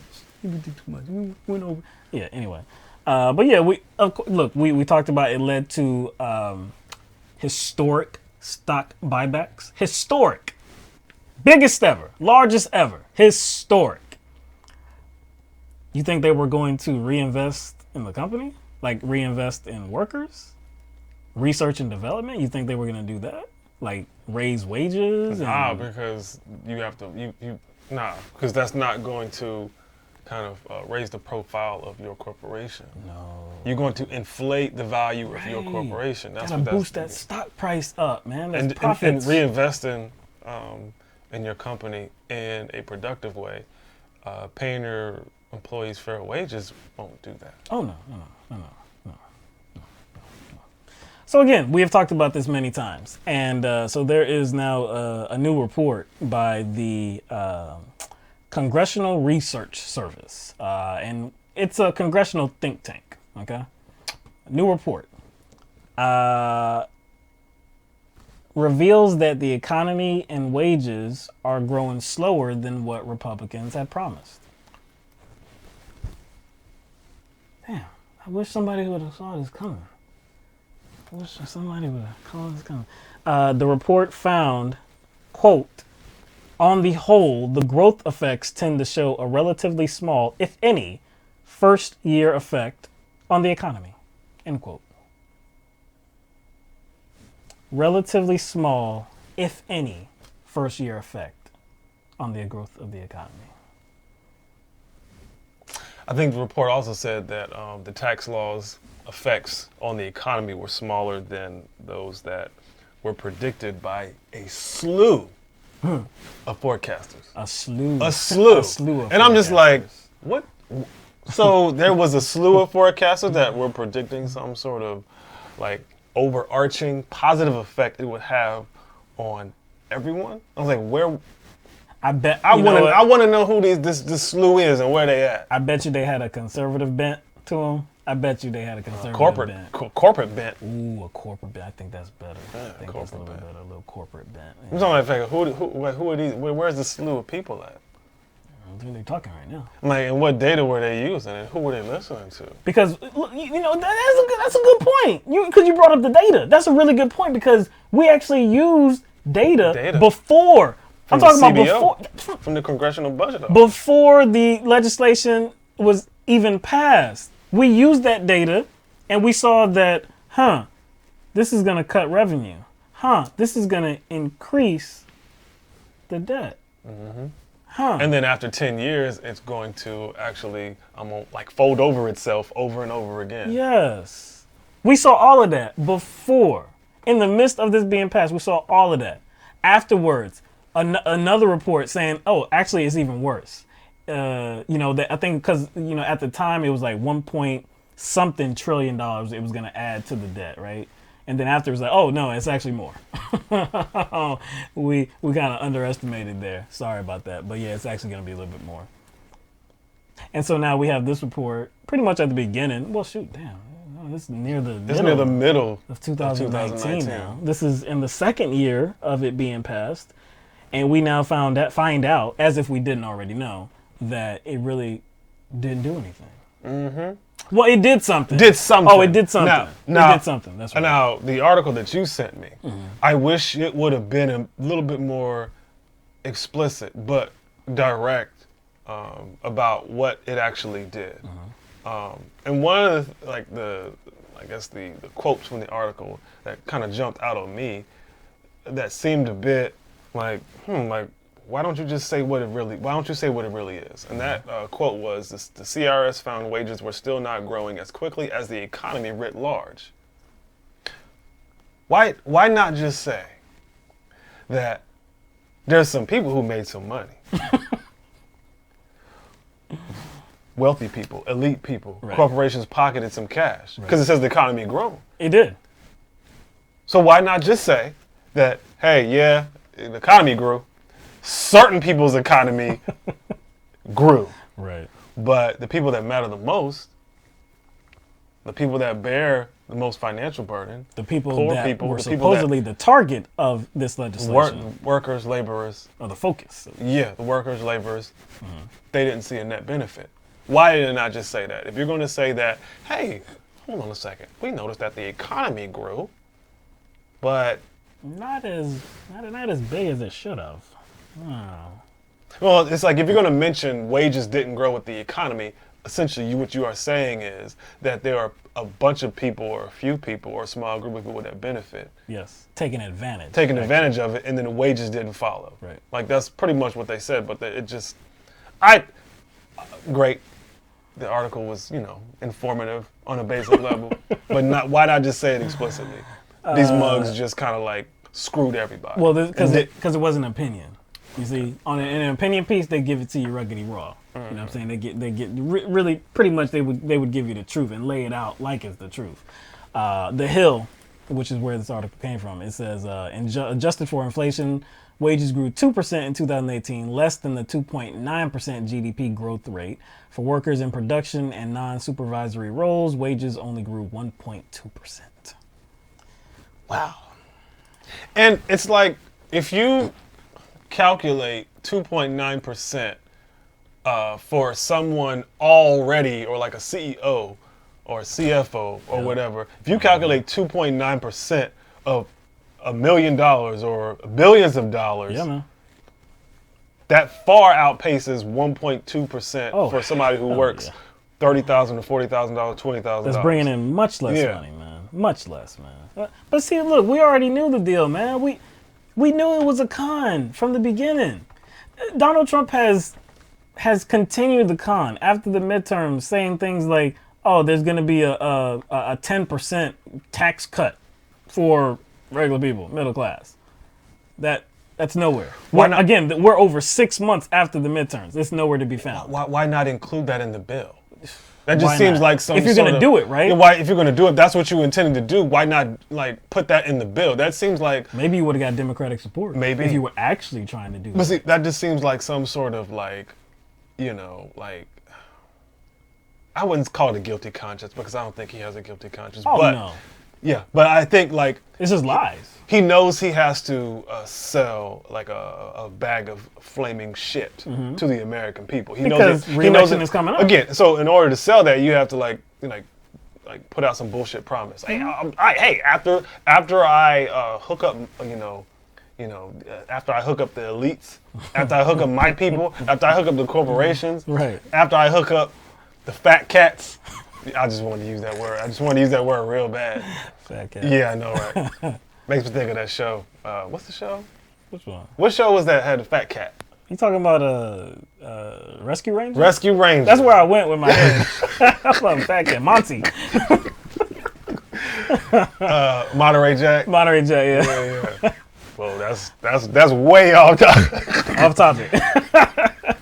But yeah. If that was the case, then he would have included that in the tax bill. But since he wanted to sell this bullshit and justify selling it, he has to kind of dangle this. Yeah. He has to dangle something else that he knows is not going to take place. Exactly. That's one. Hey, man! I know this looks bad. I know it looks bad. I know it looks like I'm favoring the rich right now, but I promise you, you're gonna get good for you guys. I got something good for you guys later. Yeah. Oh, and you know what else I got for you? Healthcare. But that's after I win. After I win the election, even though my promise all throughout, my campaign 2015 and 2016. Yeah. I said it was coming right after I get elected. Yo, the day after. Repeal and replace, the day after. There was another thing. We didn't cover that. You remember the bridge we were talking about? I can't remember what state that was. Louisiana? Was it Louisiana? I don't know. I can't remember. You sent it to me, but it was a couple weeks ago, so I can't remember. Apparently, President Trump had promised infrastructure to this community. Yeah. This community that went in large numbers for President Trump in 2016 as well, right? And he promised them a bridge, because I guess it needs a new bridge. I mean, there's many communities that need new bridges, new roads, yeah. But this community specifically was promised it by President Trump. Now, recently, he's promising, yes, it will be constructed after I get reelected. You gotta show up for me. You gotta show up for me in 2020, and then I'll get you your bridge. Wow. That's extortion. Damn, is it, man? Hey, I'm not gonna do my job, okay? I'm going to sit this one out. What I need y'all to do is y'all need to get me reelected. Yeah. You got to ensure another 4 years for me, and then I'll work for you. See these 4 years. Wait a second. Come that on, wasn't his that. little media press conference at the Rose Garden. Yeah. When he had his notes, do you see the photographer got a picture of his notes? That's right. He wrote down, "Work for the American people. Keep working for the American people." It didn't say keep working for the American people as long as they promise to vote for me. How would that even, come on, man. Why you gotta write that down in the first place, dog? Think about that. That's your job already. Why would you need to write get elected, right? So I get elected 2016, right? I come up under the job beginning of 2017. And what I'm going to do for you American people is I'm going to promise you a bag of goods, but you're only going to get them if you reelect me. Reelect me. So if I get another 4 years, so it's that's the deal we're making now. So in order for him to make America great again, he has to renege on his promises. Yep. He has to go back on his promises, and what that is doing is making sure that the American people trust the process. Yeah, man. Like what he's doing, he's saying, you know what? I'm not sure if these people trust the process. So he's like, I'm seeing if they're bought into making America great again. So what I'm going to do, it's not that I don't want to give them what they need. It's not that I don't want to do my job. You know what I'm saying? It's just that I need to know that they really want to make America great again. I gotta make them want it. I gotta make them, like really want it. You know what I'm saying? I gotta hold them hostage. I gotta hold. But them it's holding them hostage for their own good. Yep. Instead of giving them something to reelect you for, instead of actually giving them something so that they will reelect you, you got to give them a promise that you've already made and reneged on. I get it. Really, that's about all we had. There was one article that I saw just a few minutes before we came on, and it stood out. It was really interesting. I didn't even know things like this happened. So in Oregon on Tuesday, the Oregon House of Representatives, they voted unanimously to pass legislation that will require schools in the state to teach their students about the Holocaust and other genocides. They passed legislation. It passed unanimously, but they had to pass legislation to, I guess, force schools and teachers to actually educate the students about these things. There's one of the sponsors of the bill. Her name is it's a state representative, Janine Solomon, who's a Democrat. She said, quote, "This legislation is about ensuring that our students learn about our true history, learn to appreciate and understand our survivors' stories, and continue to tell those stories to prevent such actions again," end quote. So it's already passed the state Senate as well. So now it's going to go to Governor Kate Brown's desk, and to see if she's going to sign it, which she's expected to sign it. Another thing I did not know is that Oregon, if this does pass and is signed, it would become the 11th state to pass legislation that mandates schools to teach about the Holocaust and other genocides. I applaud the fact that schools, teachers, will be educating their students about some, I guess, uncomfortable truths, some violent and murderous and genocidal situations. I mean, it's history. I think it's important history to learn. So I applaud the fact that it's going to be done. I just didn't know that it had to come to the reality of state becoming legislation law. Yeah, to get it done. You would think that the Department of Education would have banged. I gotta use that word again. Bang did it. Like you would think that they would have already taken that step. Yeah. Already, like the Department of Education themselves. I don't. Because you know what you should be teaching. It's 2019. Come on. It's 2019. This has to go to legislation, to the point of legislation, just so that our youth are actually taught about history, social studies. They're actually getting the education about what actually happened across this land, across the globe, the travesties, everything, uncomfortable truths, everything. It's all about our history.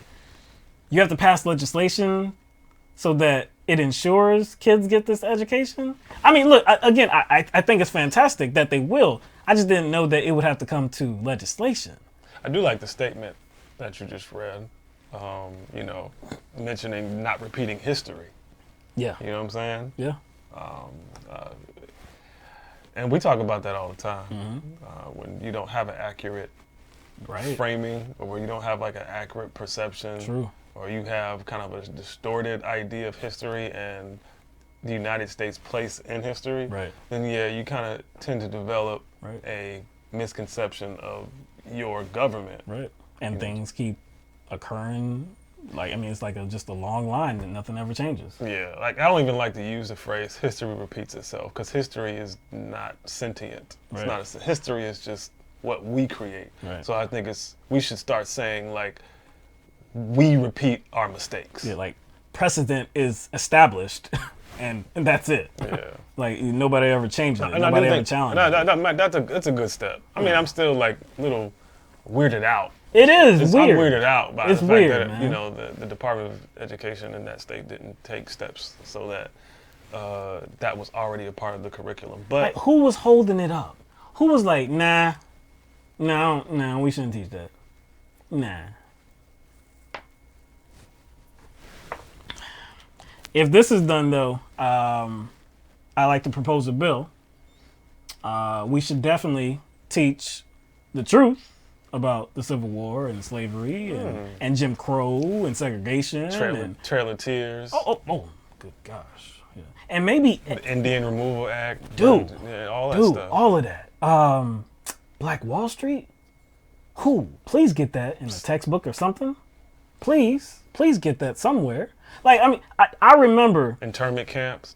Japanese internment camps. All of this is history. All of this is like, this is factual history. This actually occurred. What Christopher Columbus did. Oh, please go back. Please go back. All the way back. The atrocities. Please go back. Like, I remember, you know, in our school days, high school, I remember coming out of high school and like, you know, it's funny to me to think about this. My history teacher in 11th grade, and that was U.S. history. I can't remember her name, but she was definitely a liberal because she would pass out Clinton pens,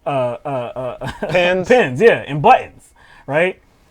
And you can't do that, right? I don't know if that was the president back then, but I know right now you can't be like just passing out political. No, you can't do that. You can pass out like, you did a great job. Yeah. Wow, fantastic. Stickers and pens, but you can't. No. You can't pass out political clothing or paraphernalia. It was the Clinton pen I'm telling you, in the buttons, man. I was like, okay. It didn't mean nothing to me because it was just like, okay. You're in high school. You're not even give a second thought. But like I said, she was definitely a liberal, and she did a great job in actually teaching us about like the civil rights movement. I actually got a history about the civil rights movement in school. Okay, so I mean, it was fantastic. I love that she went there. But I remember coming out of high school, and some of even our close friends had no idea who Jim Crow was. Black friends too. I'm like, yeah, hold on, though. I mean, you were in 11th grade with us. Yeah. Like who was your teacher, man? And she didn't go into it? Really? Like no education whatsoever. And that's like, how do you even, same school, different teacher, same school, you don't even get not even a cursory. Just not even like you said, a cursory education on what the civil rights movement entailed or anything like that. Jim Crow, you don't even know what the name is.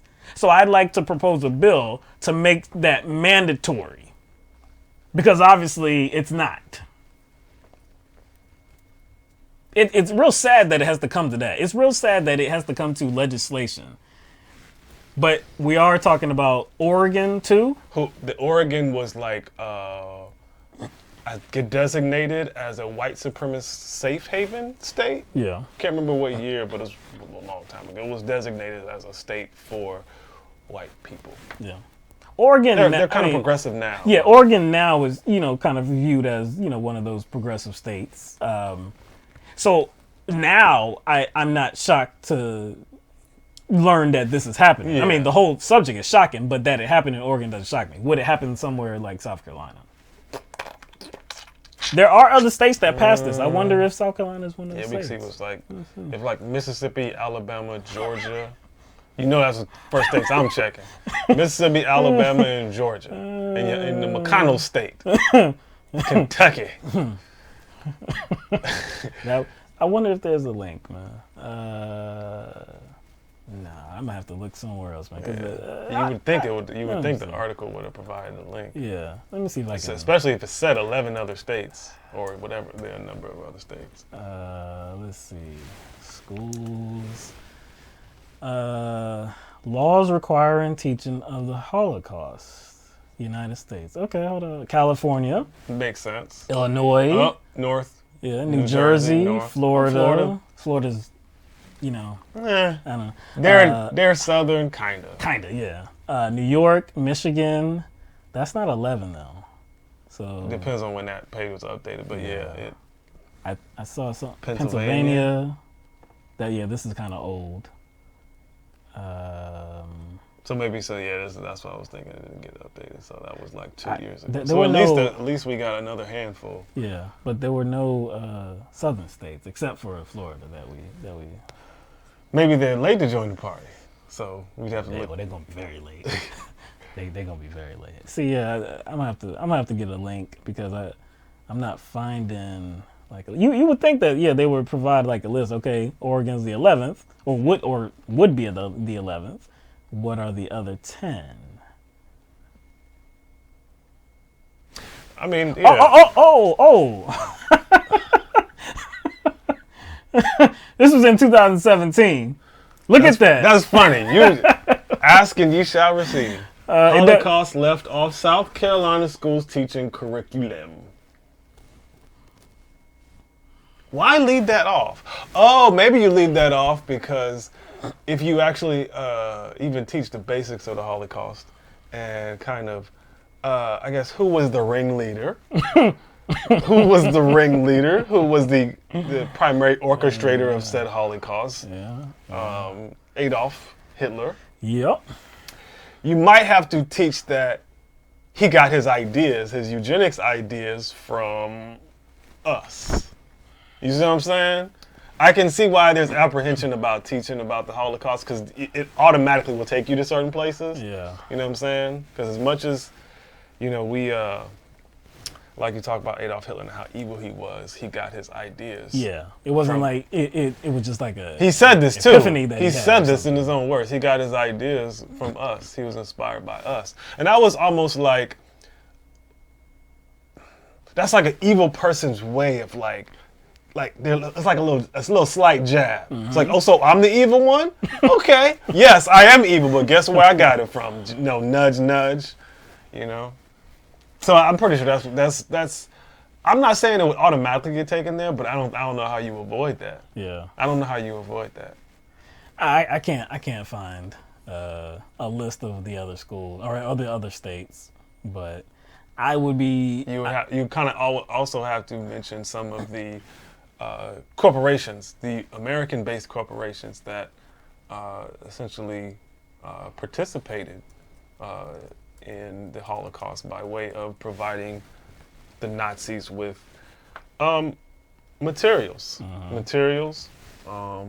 planes, building engines for them, providing medicine, or what I say, torture medicine. It looks like this is the same. Okay, yes, yeah. But see, if you're gonna, it's not. It says 10 states, but it's not. It only proceeds. Kentucky's one of them. Oh, all right. Kentucky's one of them. All right. California, Florida, Kentucky, Michigan, New York. I guess there's 5 other states that we don't. Pennsylvania probably, since we saw a reference to them. I'm gonna have to look because I want to know what these other states are. But we'll do that. We'll do that later though. But yeah, so now we would like to open this up for calls to see if anybody has a comment or a question that you would like to get out on air.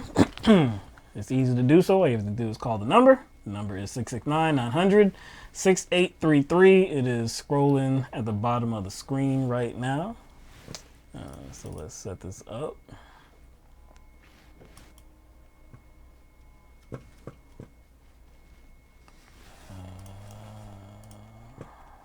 Kentucky. Mitch McConnell. See, he got you, man. Gotcha. He was probably he probably the dude that got it. You would think, since we are essentially bankrolling Israel's military, essentially, you would think. You would think. You know what I'm saying? We have this contingent of, representatives that unconditionally support Israel. We got anti-BDS legislation being passed. Yes. You would think it would be a priority. So you would. This kind of shows that that has nothing to do with Jews.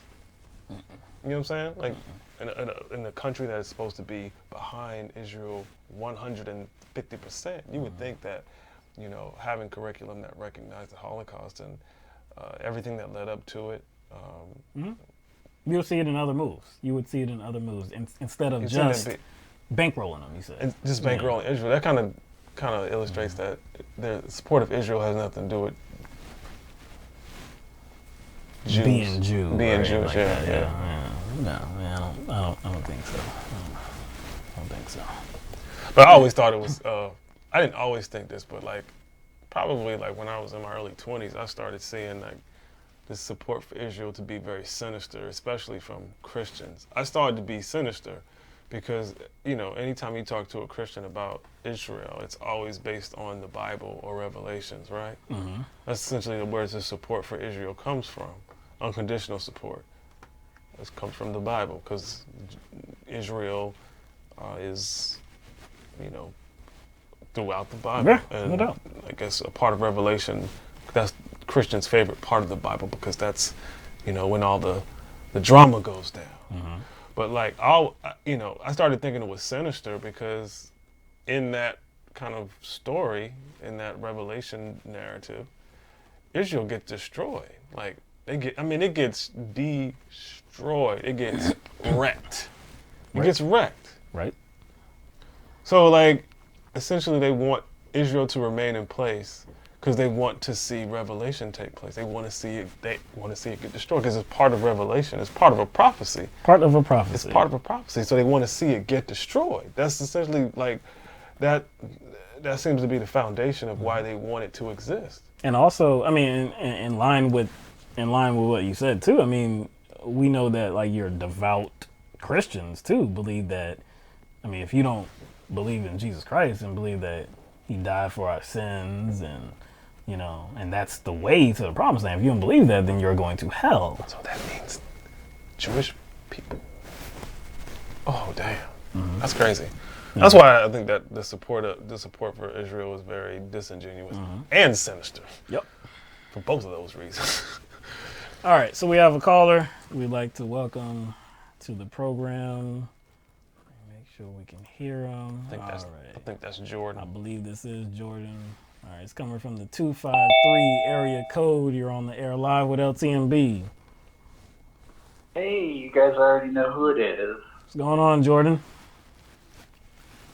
Not so much, man. Just I've switched from whiskey to rum. All right. I've been drinking rum recently. So Is that working out better? I mean, you like rum better? I like it. I feel like I lost my taste for whiskey for a while. Maybe drinking a little too much of it. I don't know. You need a little bit of change of a little change every once in a while. True. All right. What's on your mind tonight? I'm going to spare you of from the list. I don't have a list.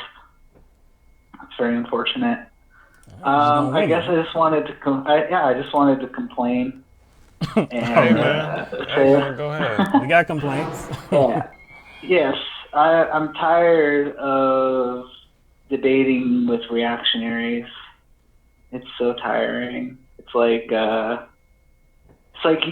debating a reactionary just ends up like you like teaching them the definition of words. They just say nonsense and then you teach them the definition of words.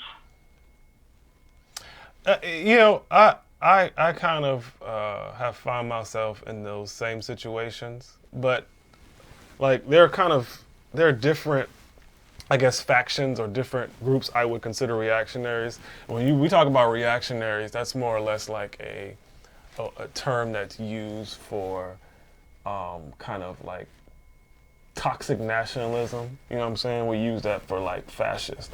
But there's like another reactionary, like I guess we'll call it more or less solely based on political identity or political affiliation or having some sort of, I would say, political deity. I don't know if that's a strong, that word is too strong, but I see it especially I still see it when people talk about Clinton. Because, you know, I follow a bunch of people on Twitter, so what happens is the circles start to collide. And so I'll start to run into some Clinton people. And I did like run into some Clinton people in a Clinton post. It was highlighting something that Clinton said or did in a very positive way. And when I kind of scroll through the comments, I refrain from getting into a conversation. I just refrain because I just can't do it anymore. There's people that still cast Hillary Clinton as a victim.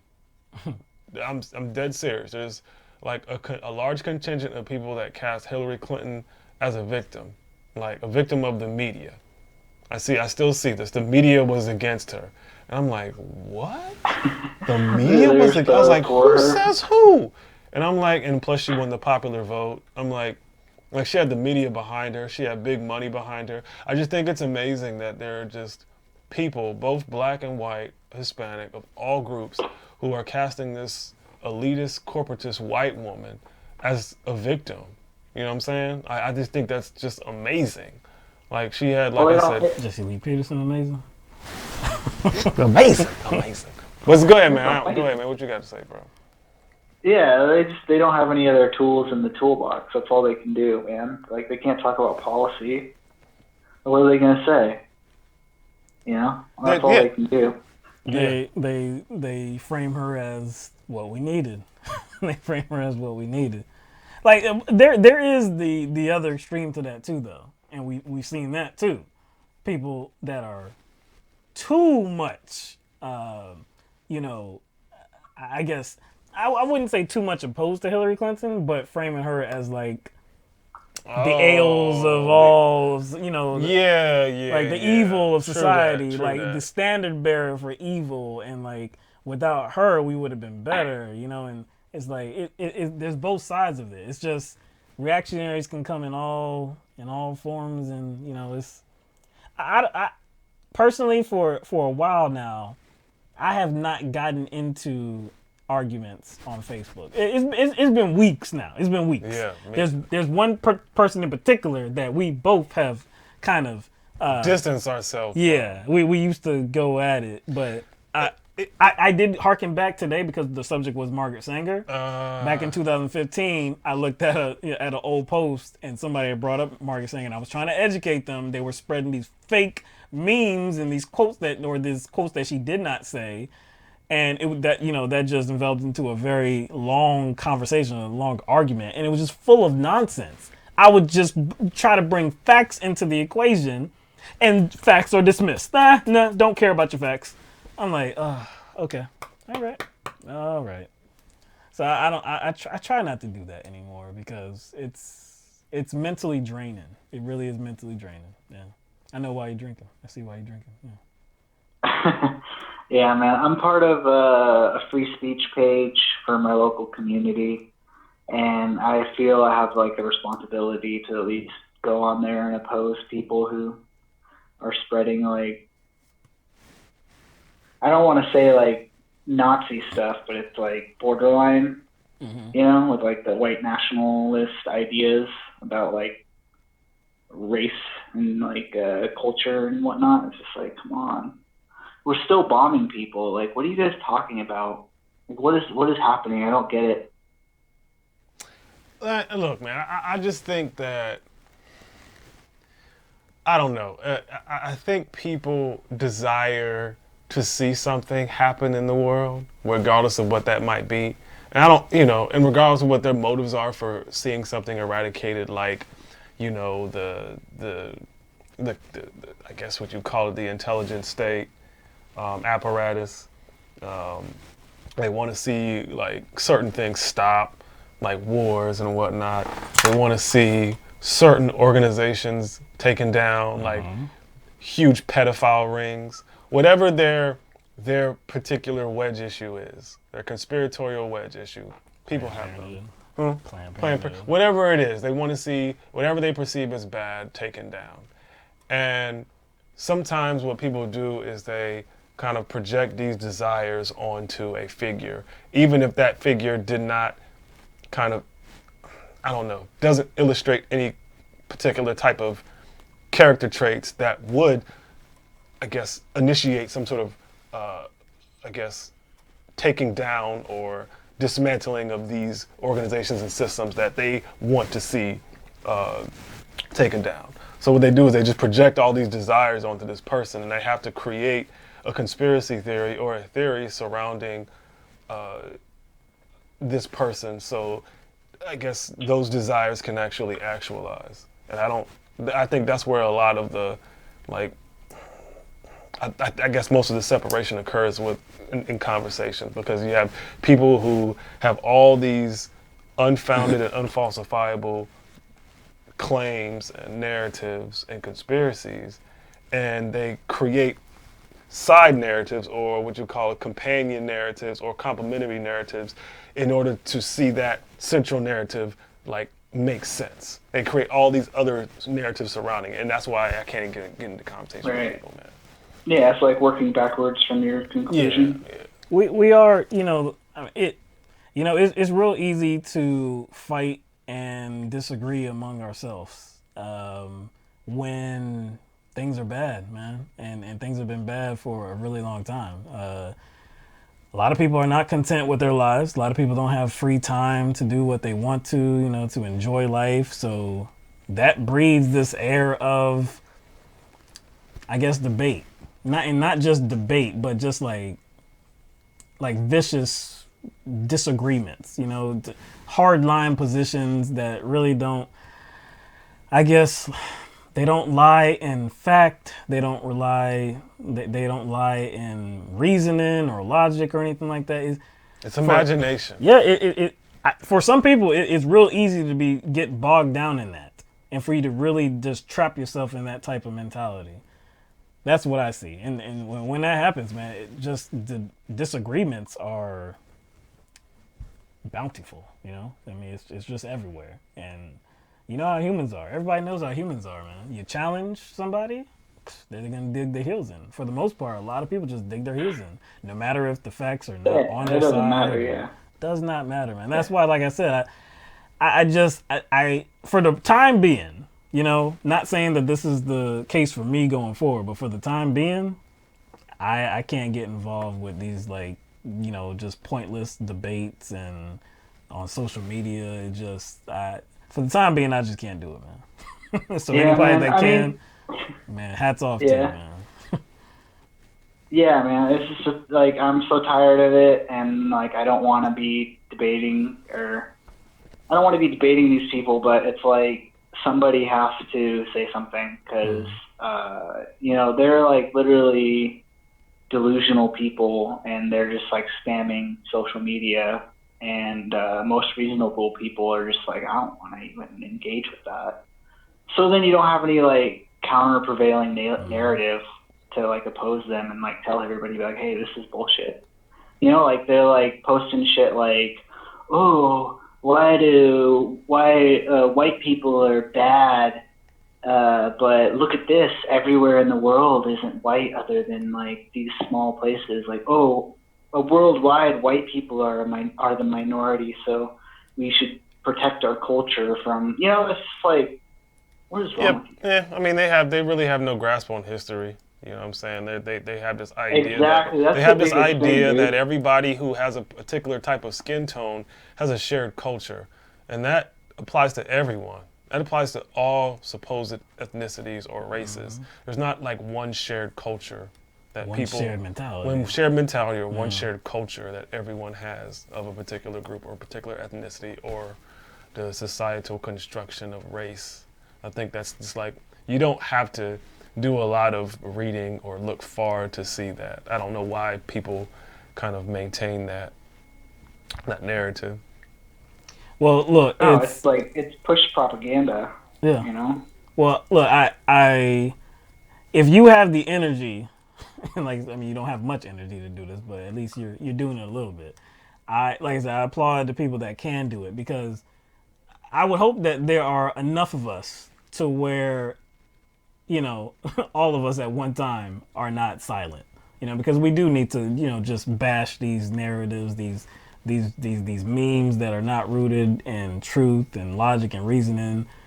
We need, whether it, changes a mind or not, I still do believe there needs to be pushback on it, and significant pushback.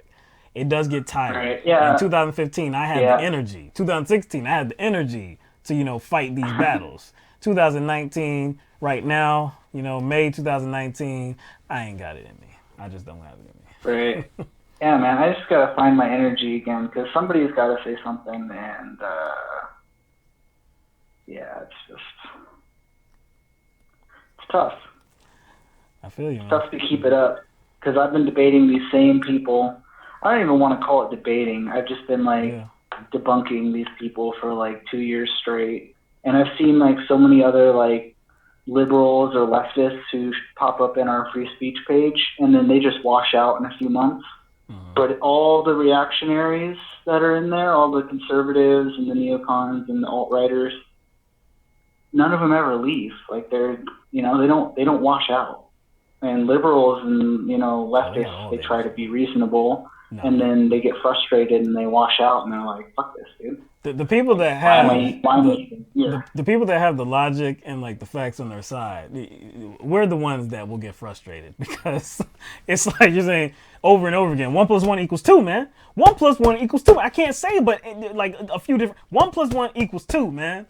But they have all these different ways to try to pick that apart, but you can't.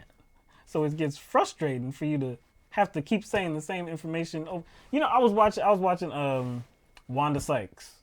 She had a comedy special. I was watching it I think it was last night, right? And she was talking about the Confederate flag, right? And how, of course, there are Republicans, conservatives that, support this Confederate flag, and hey, its history, its heritage, and blah, blah, blah. We're proud of our heritage and blah, blah, blah, right? And so she was like, you have a pretty shitty heritage, and of course she said it as a joke, but I'm like, I remember 2015 arguing with so many people that were saying the same things, yo, this is our heritage. It's not about hate, or it's not about supporting slavery or being racist. No, it's just about our heritage. This is our bloodlines, and people, our ancestors died in the war. It's just, remembering them. I'm like, you have a shitty heritage, man. Why would you try to promote that shitty heritage, man? How many different ways can I say that, really, without getting frustrated? Yeah, man, it's it's about my heritage, not hate. Well, it's but your heritage is about hate, so I don't know what you're trying to pull here. People are freaking out about these statues or whatever being pulled down. They're like, you leftists just need to learn your history and blah, blah, blah, blah. And I'm like, dude, we know our history. That's why we want the white supremacist statues taken down. You're the person who doesn't get it. Those, the statues that you're trying to protect are of people who are literal white supremacists, and we just don't want that on our public property. Nah, Joy, I see what your ulterior motive is. You're trying to get me on social media, because I feel I need to, you know what I'm saying, find somebody, but I ain't, nah. I'm a copy and paste. I got so many. You got so many. That's all you gotta do is copy and paste. I'm gonna find those, copy and paste, man. I ain't got time to think about this, man. Hey, as long as you're out there, and you guys are awesome, man. You're doing your show. I love your show.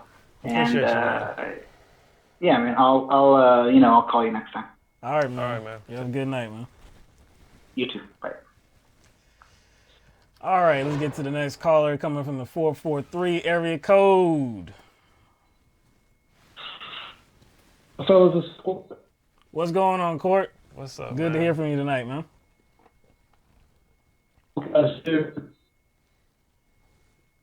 You're breaking up, bro. You broke up. I think you broke up. A little bit.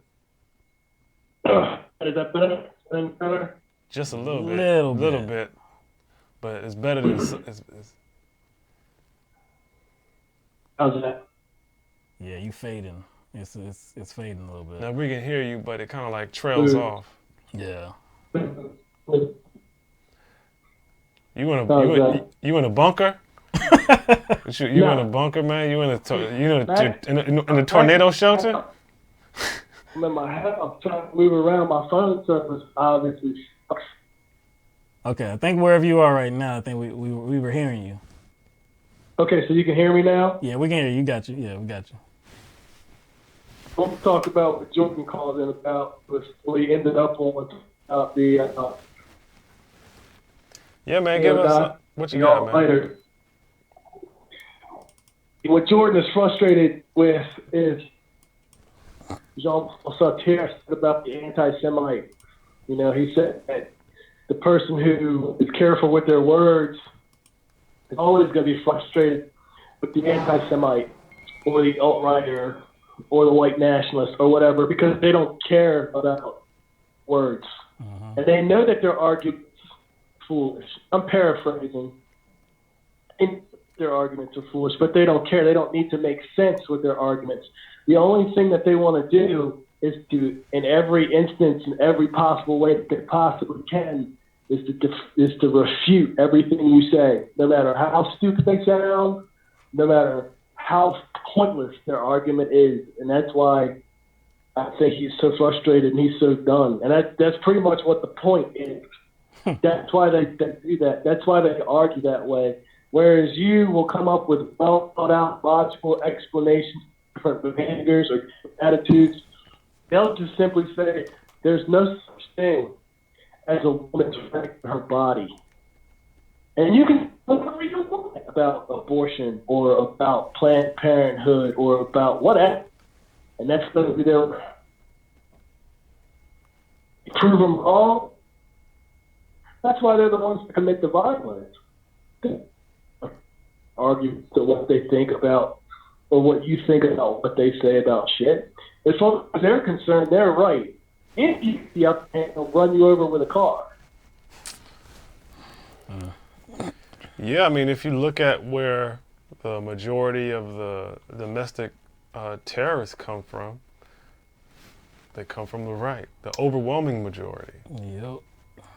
And then if you even bring that up, they'll justify it by saying, well, I was driven to that. All you stupid leftists and your name calling and calling me a bigot and calling me a nationalist and actually calling me what I am, you drove me to this. If it wasn't for, this identity politics, which is ironic considering that you want a ethno-state, if it wasn't for these damn feminists, I wouldn't be, a Nazi. I wouldn't be what I am. I wouldn't, be advocating for violence. I wouldn't be advocating for an ethno-state. I wouldn't be a nationalist. I wouldn't be a neo-Nazi.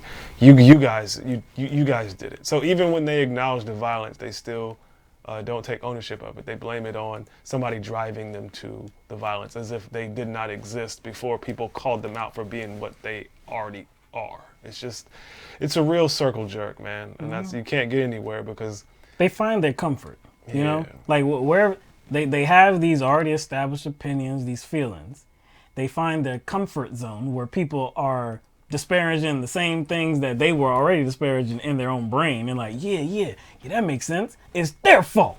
Yeah, that's why I feel like this. It is their fault. Like you said, circle jerk. I mean, it's just it's never ending. And you explained it the right way. They don't care about truth, facts, being logically consistent arguments. Reasoning. Oh, they don't care about that, man. No, because you see, like with their position, they don't need facts. It's what they feel. See, this is the truth because this is the way I feel, and you can't change how I feel. It was one of the, I guess, the most recent displays of that was Ben Shapiro's appearance on BBC. True. Yeah, when he melted down. He straight melted. The television anchor was a conservative, was a British conservative. He basically just asked him some questions about his position on abortion, and all he did was suggest that he observed at the draconian nature of his position. That's all he did. You don't believe that a mother should be allowed to have access to an abortion in case of rape or incest? This is a simple question. Any normal human being with an ounce of a conscience is going to say, oh, of course. Right. You shouldn't have to carry your rapist baby to term, or your relative's baby to term. It's utterly ridiculous. Well, what does he do? He has to he has to call a secretive one. He has to try to refute the guy's points. And this is when they were 15. This is when they were 15. And this is why to deal with these people. Because it doesn't matter that a person on your side came up with a valid argument as to why a woman should be allowed to control her body. It doesn't matter. The only thing that matters is you portray some type of strength and that you hang on to some kind of illusion of power that you have so that you can consistently use these bullshit arguments anytime anyone challenges you on what kind of shitty person you are. See, that's like the crux of the biscuit. It is. That's the crux of it right there. Yeah, I think that. You just kind of probably pointed to like what the overall motive behind why they approach, these kind of social conversations the way they do, and it's about power. They're threatened by a world that, I guess, relegates them to being on a seemingly equal playing field.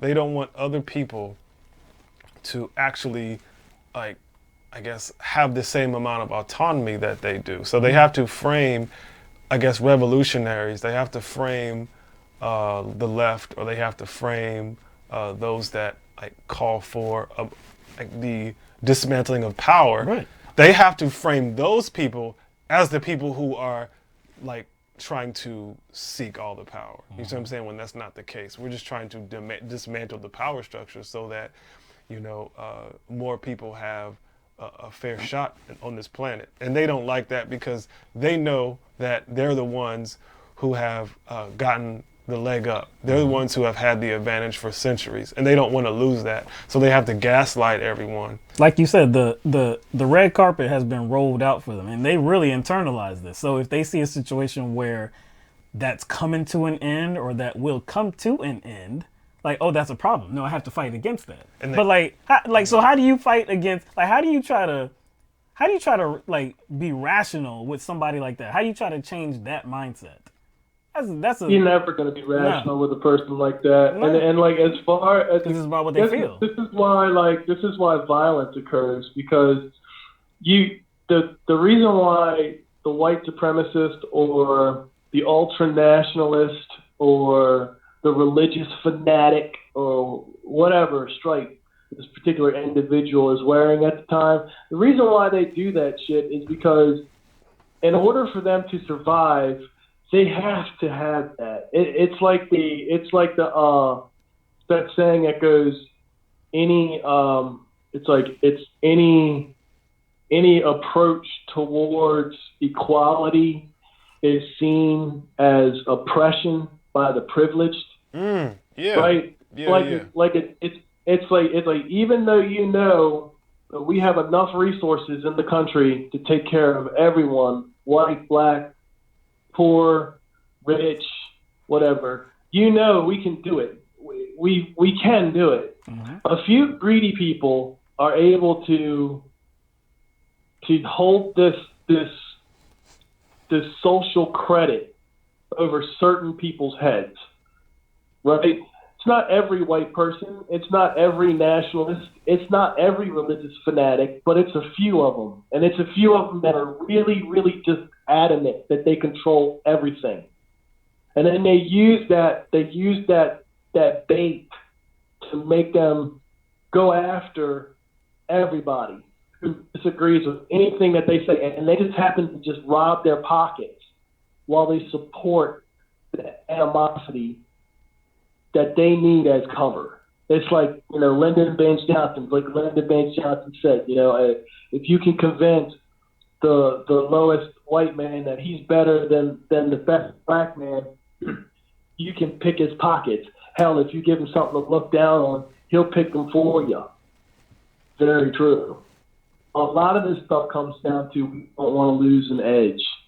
I mean, you can see it if you want to flip and reverse things too. It happens all into, and anywhere you see this kind of like a minority, like oppression that's held the country up, that's kept the country afloat, it always is this bad, trying to dislodge it in some way. It always, because like people who are desperately poor and wouldn't barely be in any kind of get respect in a society where they're in the majority. That's why you had that's why you had the southern slave catchers, and that now you've got like it's like you can't ever prove law enforcement wrong ever. You know what I mean? Like that shit evolves over time, so you can protect your power structure. You can keep people from trying to approach equality. And see, and it's kind of no. You're breaking up. You're breaking up big time. We know when you fix it, it's better for everybody, but these people won't let you. So yeah, I hope you guys got that. I'm gonna go ahead and All right. act it up. All right. Yeah. Hopefully we can. Well, we heard probably about 95% of what you said, man, and took it to heart, man. It was good commentary from you, Okay. Court. As always. All right, fellas. Y'all have a good night. All right. You do the same, man. Peace.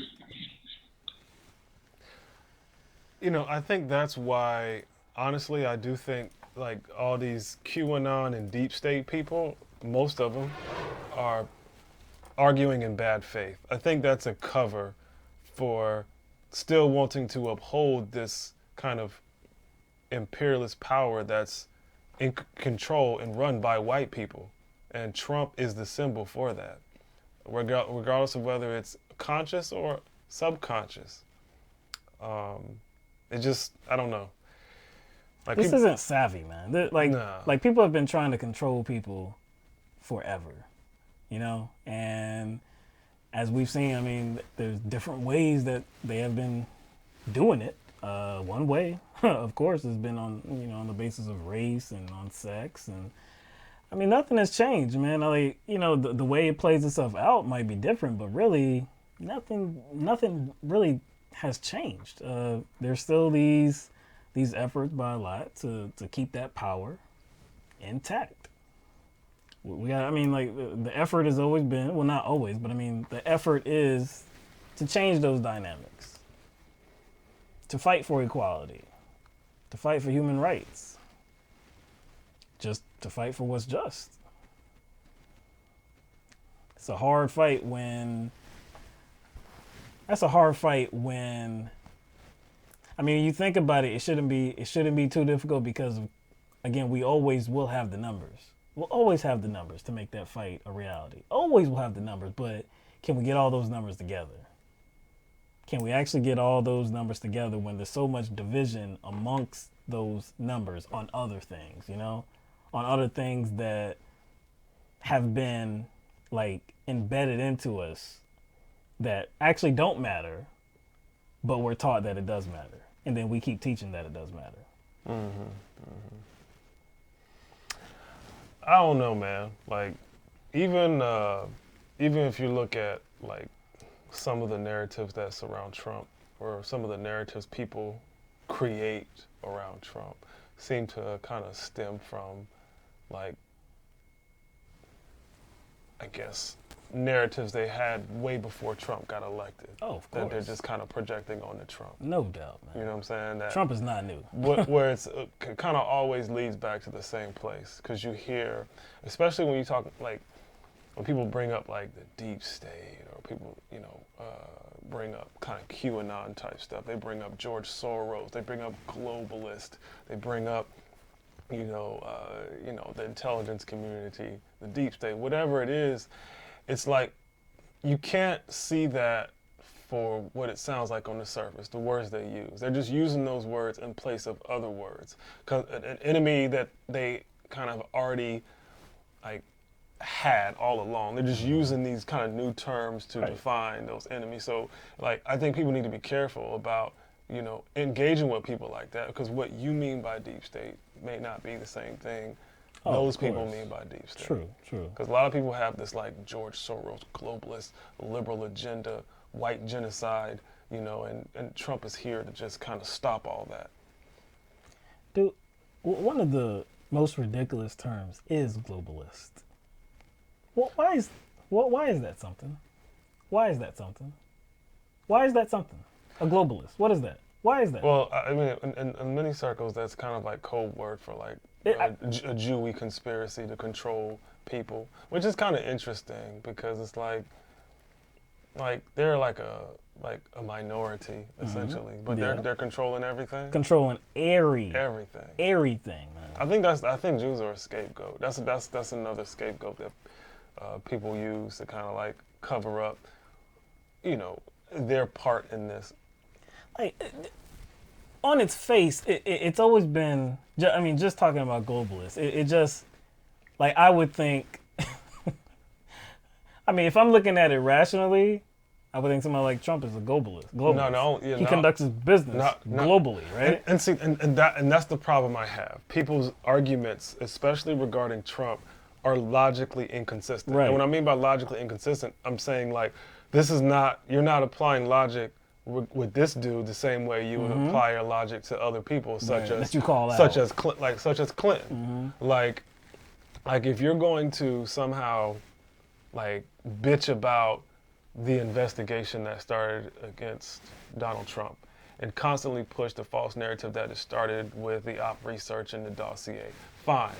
But you have to be kind of just as concerned and just as appalled that there was a parallel investigation that was started into Hillary Clinton, the Clinton Foundation, that was sparked by op research as well. And a publicly published bestseller called Clinton Cash that actually sparked an investigation too into the Clinton Foundation before the election. And after the election, the House continued that investigation. That was running parallel. So if you were actually against the counterintelligence apparatus, the deep state apparatus, investigations and whatnot, you're not just going to be against one investigation. So you got to remain consistent. If you're mad about op research leading to an investigation against somebody, and you think it's some sort of coup, and you think it's some sort of deep state, you know, ruse, then why wouldn't it be the same thing for the investigation that ran parallel with Hillary Clinton and the There's founding? something else going on, man. There's got to be something else going on, because that could not be it. Because like you said, if this was a good faith argument, then you would be consistent. Oh, and not only that, like if you're looking at like there's so many people, so many so-called progressives, and so some it's only a small group of progressives that call themselves progressives. I don't really think they are, but a lot of conservatives like are kind of championing William Barr here. They're both championing Will Barr, or Bill Barr is what they call him. They're championing him and his efforts to help Trump, right? While at the same time talking about the elites and the deep state and the globalists. Right. And I'm just like thinking, I was like, have you ever looked up this dude? I was like, if you look at like what companies he has holdings in, I'm not going to tell you. Go look it up for yourself. If you look at all the companies he has like financial holdings and investments in, right? Like there's like 20 something. Like he's worth like $30 million or something like that.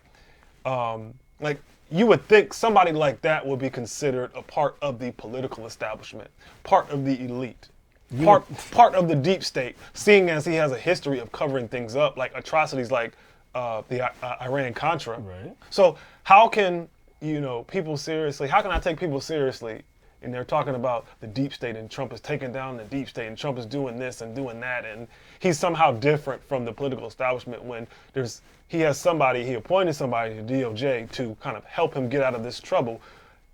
He himself, William Barr, has been a part of that for the last 3 decades. You're taking 4 decades. You're taking an unnecessary step forward in talking about William Barr. You could leave it at Donald Trump. Because to think that he is not a member of the establishment class, the elite class, a globalist, is absurd. A globalist in their mind. Yes. Would be a globalist to them. But it's absolutely, like, okay, if he's not what you say, that is, what's wrong with the world? What's wrong with this country and the world? If he's not what that is, he's actually fighting against that, then wouldn't you actually see it? Wouldn't you actually see evidence of it in policy? No, see, that's the thing. Like, I mean, because, like, okay, if you're talking about taxes, okay, if you're just simply talking about taxes and reforming the tax code and actually doing what's best for regular people in the middle class, then the Tax Cuts and Jobs Act wouldn't have been a myth in that it actually helped the working class. It would have actually helped the working class if he was not an elite person and only fighting for elites, other elites. So that kind of like just that alone dispels this myth that he's like actually, trying to I guess challenge the elites, challenge the rich, challenge the establishment class. When has he ever? But see, that's why like his supposed takedown of the deep state, takedown of global pedophile rings, has to be secret. Because if it's secret, then you don't really have to discuss it in real time. Yeah, I mean, it's secret. You don't know what's going. It's happening. We're gonna know about it later. I think that's like kind of like I guess what I was thinking about when I was talking about like companion conspiracies or companion narratives surrounding another created narrative, which is like Trump is taking down the deep state. Trump is taking down the deep state apparatus and corruption and all the pedophiles. First of all, that's coming from your imagination in the first place. Of course. But since you already think that's true, you have to create other things in order to validate that. Yeah, to support that kind of narrative. So I think like when people like take that narrative on, right? And then they see this person, Trump, who they have kind of, I guess, inaugurated and placed on this pedestal of taking all this evil down, right? They already did that. So since that person is being investigated, it has to be the deep state, like that's a part of the investigation. It has to be that. Who's coming for him must be the bad guys. Who's coming for him must be the bad guys because he is the good guy who's going to like tear down all this deep state stuff. He's going to take down all the pedophiles. He's going to just, stop all the wars. And so the elites don't like him. The deep state, he can't continue the military industrial complex. He's not going to do all that stuff, so they hate him. So an investigation into him, it must have originated with the inner workings of the deep state. So again, you have to take that. But then if he fails, though, either the deep state was too strong, or it's part of a plan. But see, here's the thing: is like number one, most of the things that people like kind of have thrown out there that he's supposed to be taking down hasn't occurred. Of course. And it doesn't even look like he cares about that stuff. So guess what? That deep state narrative, as it relates to Trump,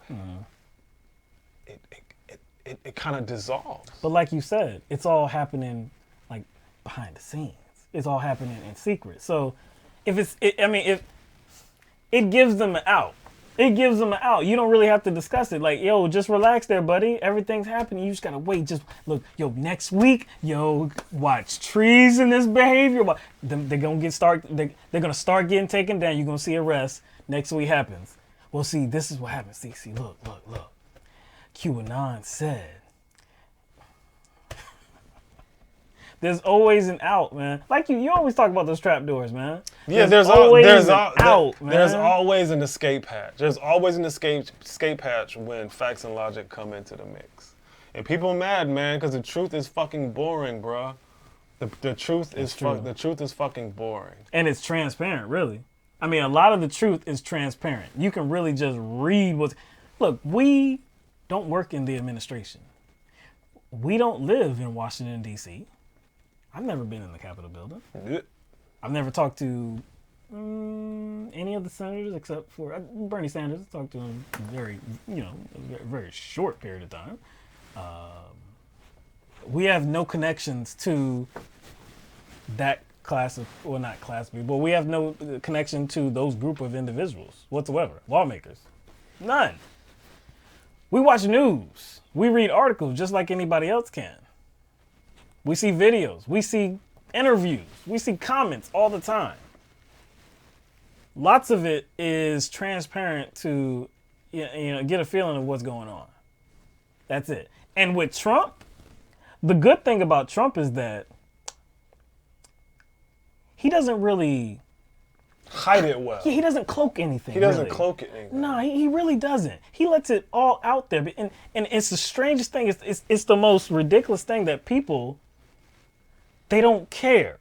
Like, they do his dirty work for him, sans the pay. Not getting anything out of it. No benefits whatsoever. usually a politician will go that extra step to actually cloak their own activities. They'll kind of like mix up their words, excuse their actions and their work. Like they'll do the work so you don't have to do it. Mm-hmm. Trump doesn't do that. He has a bunch of worker bees, unpaid. Unpaid. It's amazing. Amazing. Amazing. I can't even Gotta do it. do the nose. Gotta do it. I haven't seen one of his clips in a while, man. I haven't seen those clips in a while. Have you? No. I haven't gone there. Anyway, we're about to get out of here. Let's see what's in the chat here. I did want to point out. You know what? I should have said it while he was on the phone. Yeah, Jordan is our newest patron on patreon.com. That was a couple days ago. I think that was after the last show on Thursday night, I believe so. And I didn't remember it until just now. But yeah, Jordan, our newest patron on Patreon. Let me see that. Where's the notification at here? Boom, boom, boom. Yeah, where is it? I don't even see it. I've heard I see some talk of Gary Webb in the chat. Yeah, Gary Webb. I remember watching Gary Webb stuff, man. Yeah, Gary Webb. It was a freak accident. Mug shot himself like 2 times, 3 times, or some shit like that. But yeah, I knew what that was about. He got suicided or whatever. But yeah. Yeah, he did it. Yeah. But yeah, Gary Webb is a hero to me. But here's my problem. I just don't like how people use information, like, I guess when talking about the CIA, FBI, NSA, Pentagon, that kind of apparatus. I don't like it when people like use those as a backdrop to promote some other agenda. That's what I hate. So if you're going to talk about like the deep state, whatever it is, and and that apparatus, I just wish people would be honest about it and not make it a partisan thing. And that's my problem. That's what I was talking about, being logically consistent. Like, you can't turn it into a partisan issue, which people have done. So regardless of that truth being out there about, forces behind our government doing, things to destabilize the world and control us, that is true. But I don't like how people use that type of information in a partisan way. And that's what happens. That's why that information doesn't free anybody. It doesn't do shit. All that conspiracy bullshit, it doesn't free anyone. It doesn't liberate or make anybody woke. All it does is keep people, like, it just kind of propels whatever narrative that they already had. That's how I see people using it. Especially now. They're kind of using that narrative to protect a very powerful person, which is just so ironic. So ironic. Moose Gal says she hopes that Biden loses. She hears that he has the most black support. Surprising. Yeah, look, that's Obama stuff. Yeah, but I'm not even sure it's true. Yeah, I know. We're not even sure that it's true at this point. So, just take these polls and these pundits, just take them with a grain of salt, because right now we're in May of 2019, okay? Haven't had the first debate. We're not even in the late part of the year.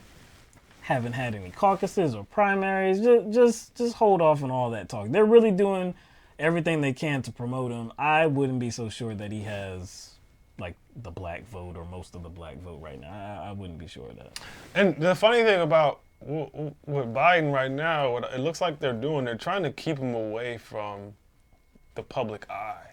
Oh, yeah. Because if you've noticed, I think I talked about this briefly last show, when he has kind of controlled engagement with the media planned, it doesn't even go well like then. When he has planned public appearances, sometimes he trips over his words, he slurs his words, he looks out of sorts. It just doesn't look like he's all there. So it's like, and I think since he's launched, he's only done like 11 public appearances. Yeah, he's kind of ghost, man. He's like done 11, and there was, I forgot what candidate, I don't know if it was Gillibrand or Klobuchar, one of the two, they did 11 different public events like over the past 3 or 4 days. Like over the past week, they did 11. And Biden has only done 11 since he launched. So it looks as if they're trying to keep him away from the public. But I don't know how much longer they can sustain that, considering he's going to be on the debate stage. But I think he's going to struggle with questions. They're going to have to feed him questions. They're definitely going to have to feed him questions before, And he hasn't done a town hall. See? You would think too, because like he was a name that everybody was talking about. He dropped the announcement. Of course, there was some controversy at the time as well. He had to talk about the invading people's personal space and stuff like that. Lucy Flores. But still, when a name like that drops, we saw what happened with Kamala Harris. I mean, she got that town hall. She had the first town hall. The first one, So you know that networks, I think even networks would want him on the air. Like, do you think it's the networks or you think it's in conjunction, the networks and his team are like, No. They know. I don't know. They know good and well. You would think, and that's the thing. That's what makes it suspicious. If he is supposedly the front runner, you would want this guy to be more visible. You would want him to get that town hall, which he hasn't had. It just seems as if he would struggle based on what I've seen with him. See if there's any plans. See if there's any plans. Based on what I've seen of Biden and how he's, presented himself and articulated himself at public events, I just haven't been impressed. It just looks bad. No. It just looks real bad. He just doesn't look coherent, man. I don't know. There's been on a smaller stage town halls, some about a teachers union town hall. But nothing like a CNN. No, of course not. No. Yeah, they're trying to hide your boy.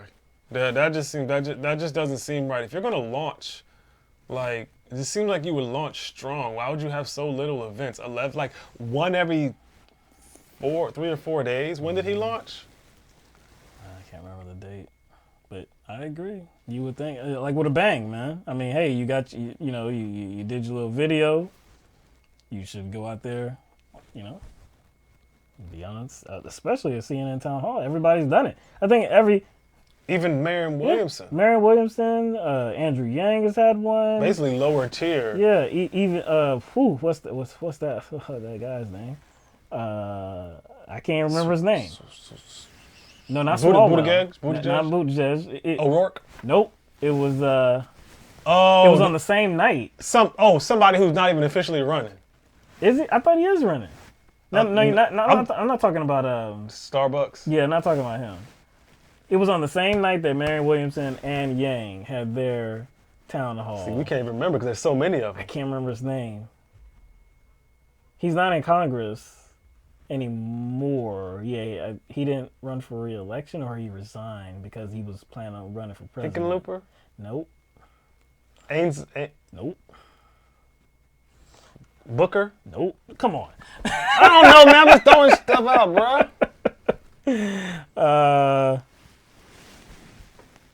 I forgot his name, man. See, not Moulton. Nope. It's not Swalwell. Nope. See, everybody don't even know. Not Schultz, of course. Nope. Man, not Julian. See, this dude is not even on the radar.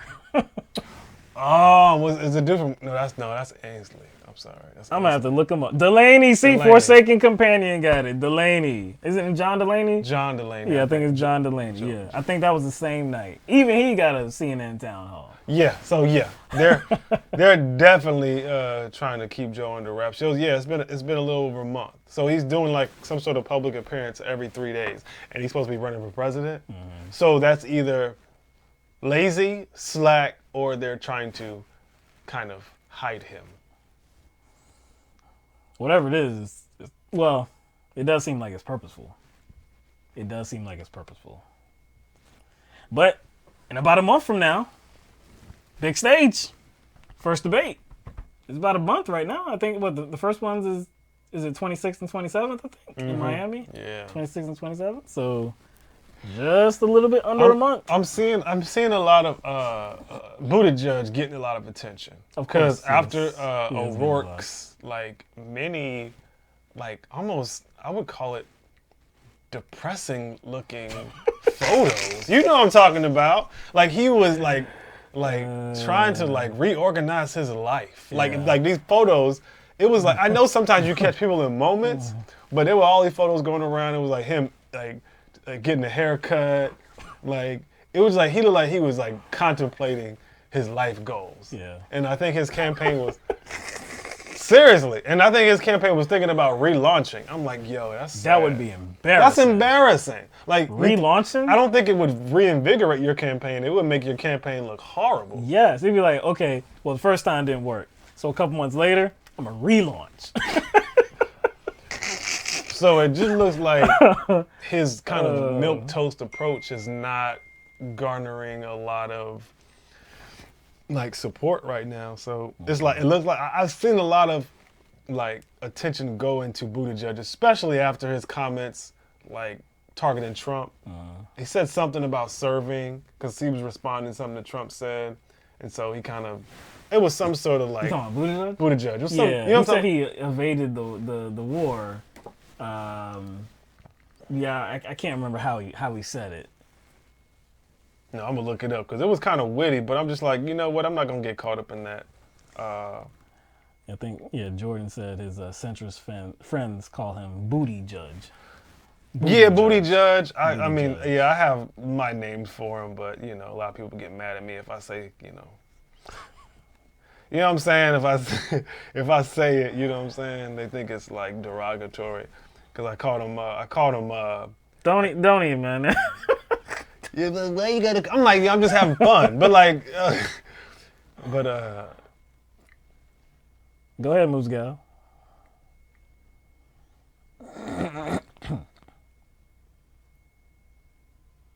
World Debt Now said he'll stick to his word and start supporting Tulsi if no one gets arrested by next summer.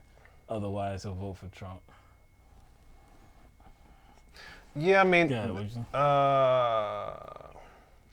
yeah, he says there is no question, I think, to any reasonable observer that the president found a way to falsify a disabled status, taking advantage of his privileged status in order to avoid serving.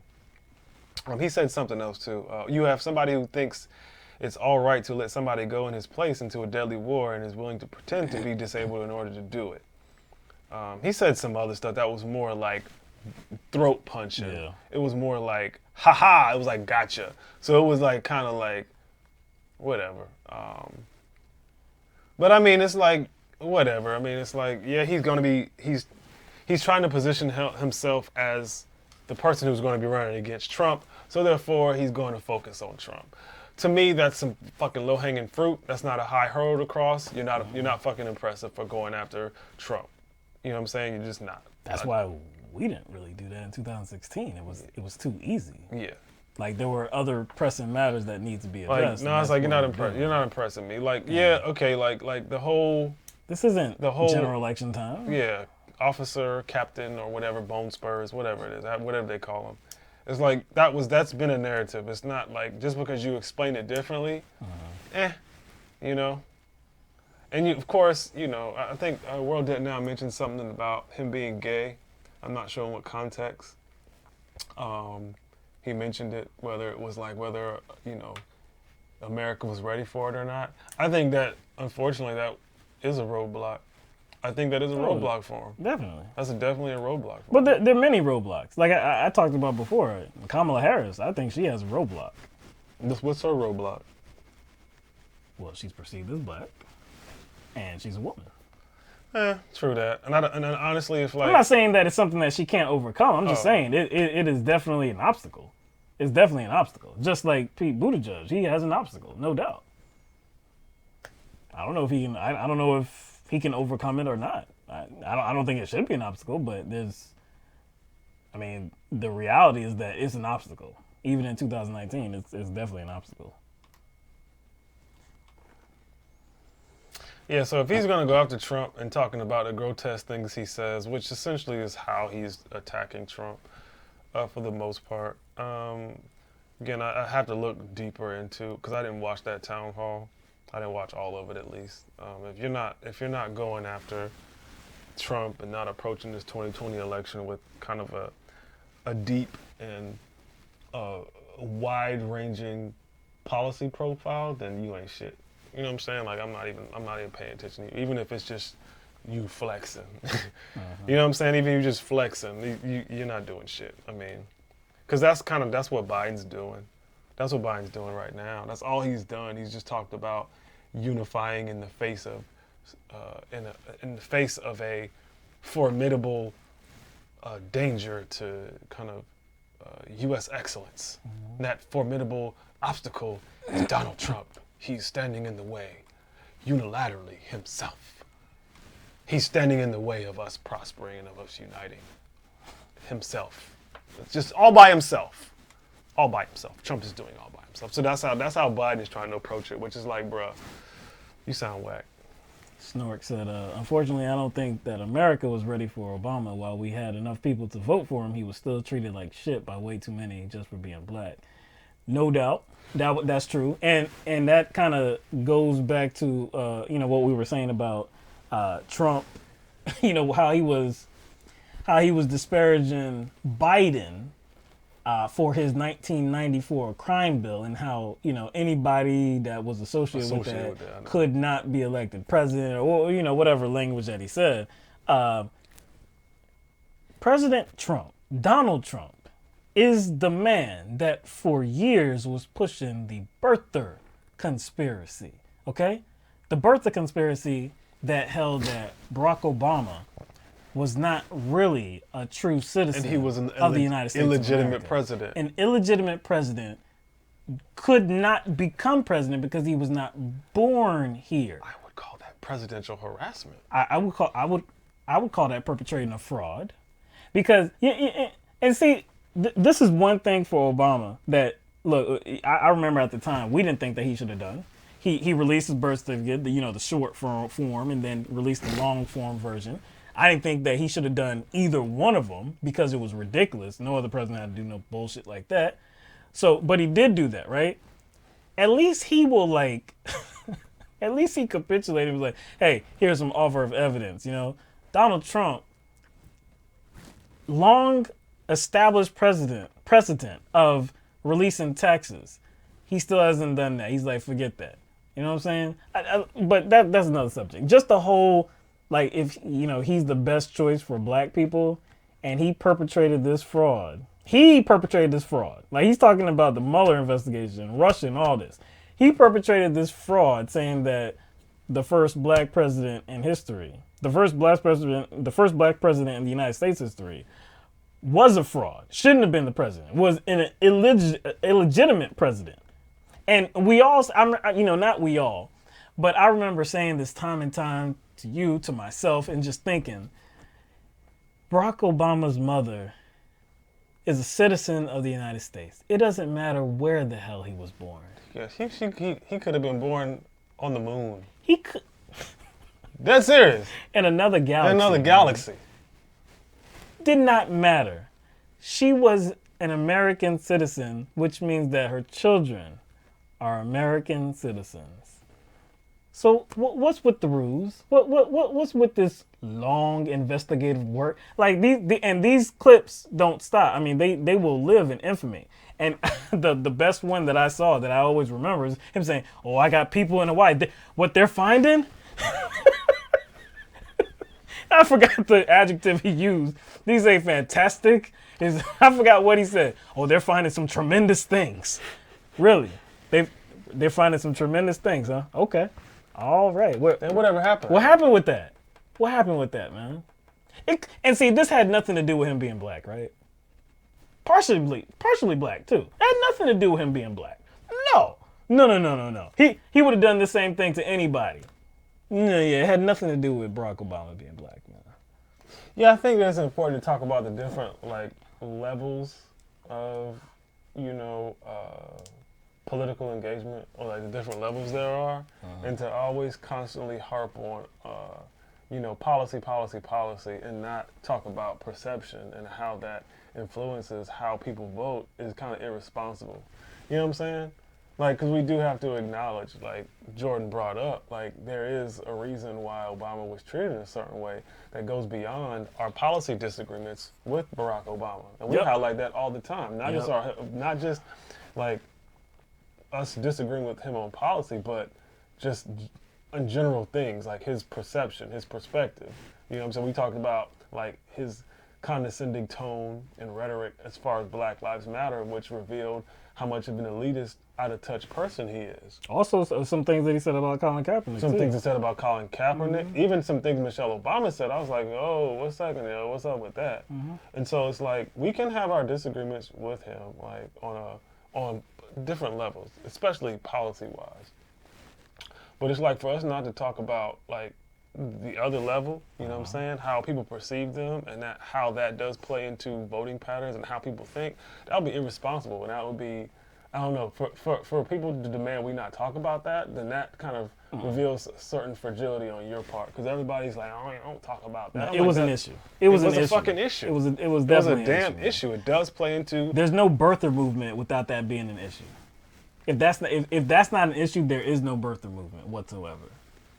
Cannot tell me that's wrong. Can't tell me that's wrong, man. Yeah, it's like you can separate those two things, and I think that's maybe a problem we have in politics. And maybe I'm not saying it's more on the left than it is on the right, because I couldn't make that claim or assertion, but I do think people tend to just want to like have a very like channeled and narrow view of how they talk about politics. This is the only thing that matters. Everything else is just like fringe stuff. Everything else is just like inconsequential, or it doesn't matter.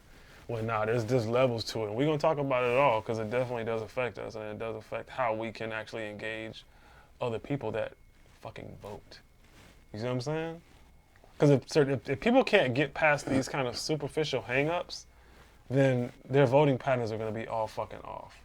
You know? It's kind of like, I was talking to my mom the other day about how toxic it is when people combine religion and politics. I'm not saying like people can't be religious and then be involved in politics. I'm talking about the merger of the two and how toxic it can be. Oh yeah. Especially like with more conservative down south Republicans, like evangelicals. You know, I went to school with them. I went to work with them. I get in conversations with them. I'm just like, it's like when you combine those two things, because if you look at their religion, they believe in a God. They believe in God, and they believe they're saved by Jesus, and God is on their side. And so part of being secure in their religion is knowing or thinking they're making the right decisions in life in general. So that applies to politics. So they almost by necessity have to associate their political decisions with their like belief in God. So God is good, God is right, I believe in God, so therefore my politics, my party, and my vote is a moral vote. It's the good vote. So anybody against that must be evil.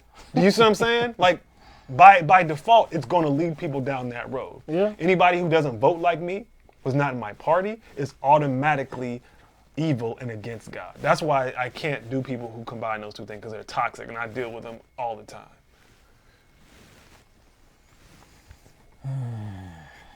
Let's talk about a super chat. Mandy Sadowski.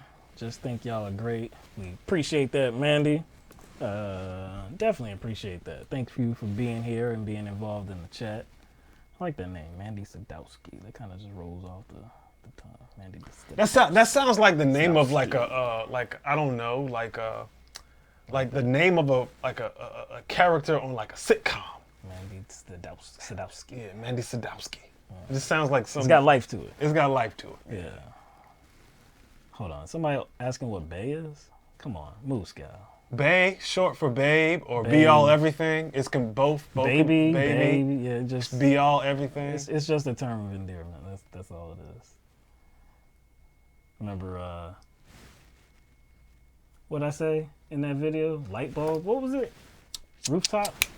What was it? I know. I can't remember. That jump was that was like 3 years ago.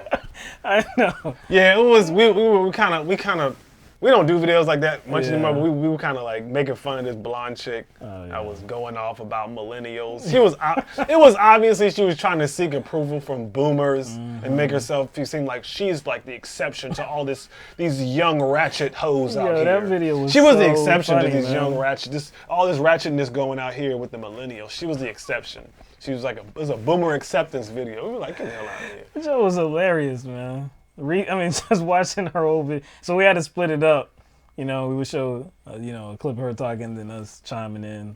Man, that joke was hilarious. Yeah, we need to do more of those, man. Like, I think we definitely need to do more, like, with specific figures, like Candace Owens and Ben Shapiro and Steve Crowder.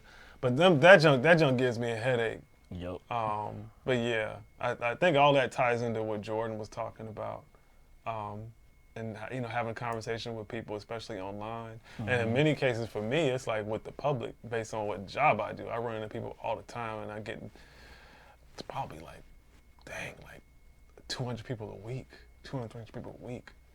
So I get in the conversation with people, and you can avoid these social conversations all you want, but man, they do play a part in how people vote. So you can talk about how social issues don't matter, but nah, they do. They definitely do.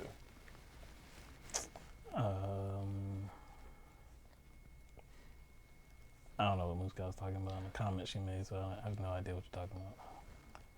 Thursday night is Sangria night at LTMB. Okay, well. Wait. Oh, how you making? Like how you making decrees like that? Like, oh, you know what? Yo, how that book club coming? Yeah. Like. Where V at? How's that book club coming? The one Of that course, Jordan we didn't make. Jordan is into it because he just wants to exercise his liquor tongue. You can't. Jordan's not gonna pass that up. But sure. What did he say? He's drinking some whiskey, or he came off of whiskey? He came off of whiskey. Was it vodka? No, it wasn't vodka. Rum. Yeah, I think he's on rum now. See, I'm not one of those. Like, I drink alcohol, but see, when people give it that generic name, like whiskey, rum, I'm like, I don't know what you're talking about. Oh. You have to give me a name of a product or something like that, because I can't tell you. Like, okay,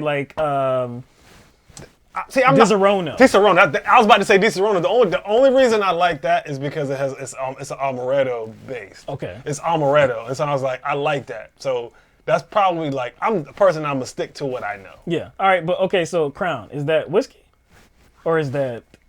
I think it's whiskey, but I'm not. See, I don't have that knowledge because it doesn't matter. Like, I don't care. I know what I like, but I have no idea if it's a whiskey or. I guess I know what some rums are because there's one. The top shelf rum. Because what is it? Not Malibu. Malibu is that bottom shelf rum. Yeah. But there's a top shelf rum that I like. I bet you Jordan knows what it is. Maybe he does, man. There's a top shelf rum that I like, man. That junk is smooth. I remember because in the club, we used to drink, and I always would, rum and vodka, rum and Coke. Coke, yeah, rum and Coke, something like that. Yeah, okay, yeah, just give me it. But then I remember they had some little setup where they had like the top shelf stuff. I was like, okay, Parrot Bay, right? I was like, that's top shelf rum? Okay, let me take that, right? I tasted it. I was like, oh snap, this is much different. So yeah, I don't mess with Malibu anymore, man. Sorry, Malibu. I know you're not a sponsor or anything, but still. Of course, Lisa would know. Of course, Lisa knew. Crown is a whiskey. Okay.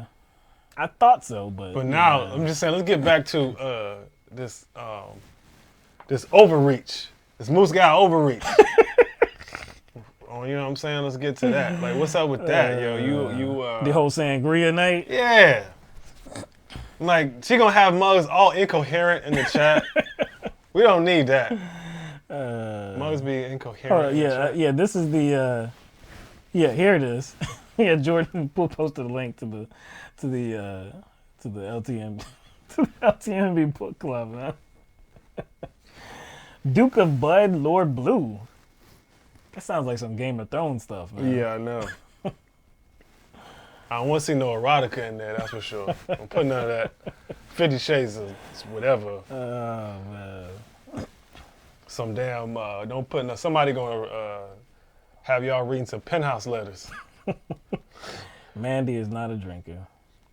Yeah, I mean, see, I wasn't that much of a drinker. I drank occasionally, Yeah. like when I felt like it, but I didn't drink that much. I always drink, like, when we used to go out to the club, that's when I drank. I didn't drink at the house. I ain't Oh, drink yeah, never. like you come home and gotta watch a game and you drink it. no, Yeah, I never did that. I think that's more of like. I do that now. Oh, I do that now. See, you different life now. Though. Yeah, you might. I think that might be a requirement. Yeah, it's a very different life. Back in the day, I didn't do anything like that. Yeah, man, I don't know, and maybe that has to do with conditioning. You know what I'm saying? Maybe that has to do with you following or people following model behavior. Because I know, like my parents, I don't ever remember seeing my parents drink, so that probably had a lot to do with it.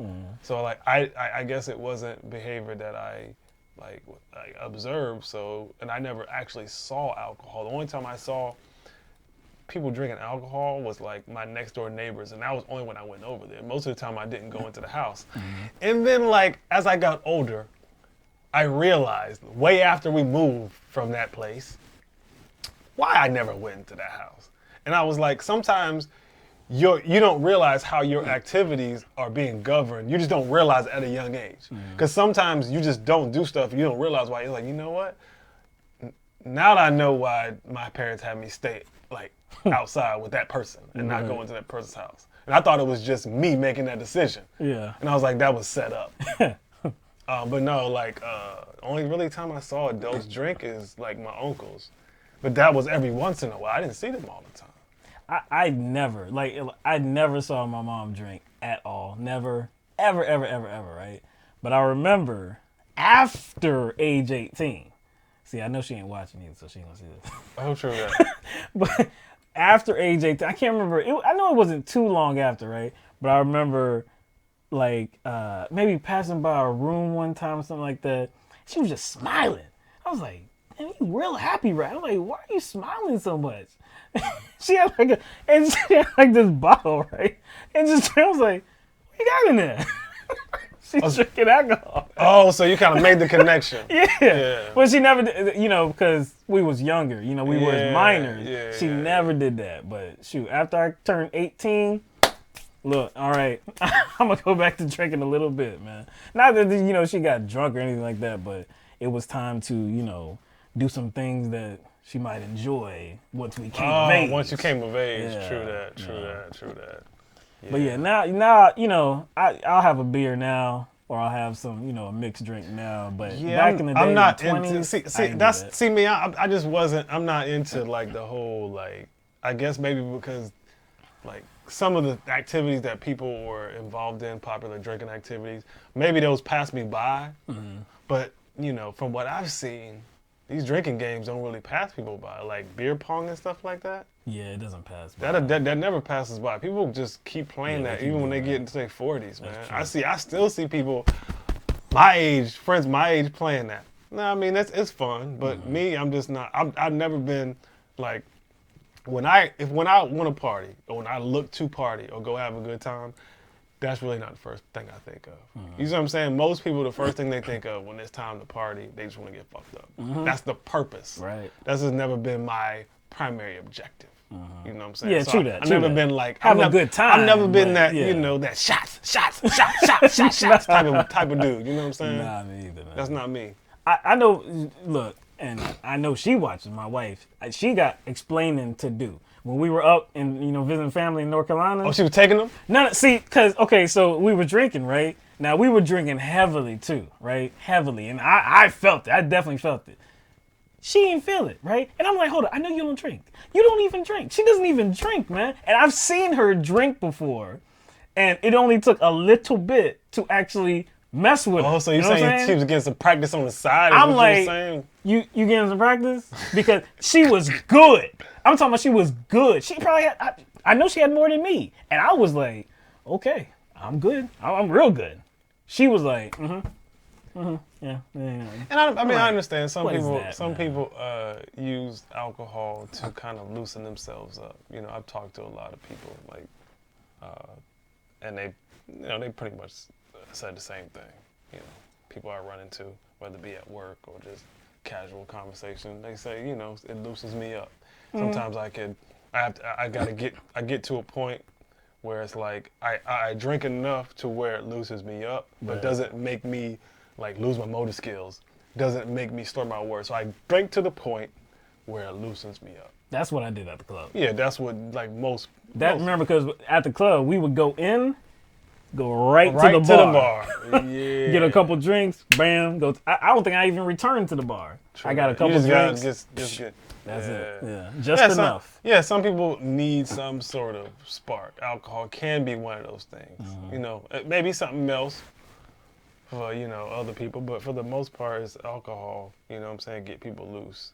You know, and then I guess if you keep doing it, it becomes a routine and you probably need to do it. You know what I'm saying, to get loose. A lot of people kind of find themselves in that, that habit. Like, oh man, I gotta have a certain amount to get loose. I remember, and you see, you probably would tell. See, there was a few times I probably went more than I should have, and somebody would bump me or something. And yeah, you know what? Like, and see, that's the problem. Yeah. I'm already like I think we, but both, not a regular bump, because I'm cool with that. Yeah. Like a damn, you ain't say nothing, really. I think we pretty I think both of us when we went out, we wasn't we was trying to not do anything that would disrupt us from having a good time. True. And I was dancing. True. Or trying to cop some digits. That's right. We did not want to disrupt that, so we're not trying to cause unnecessary. We ain't trying to fight. They ain't trying to fight. No. So it's so I get you.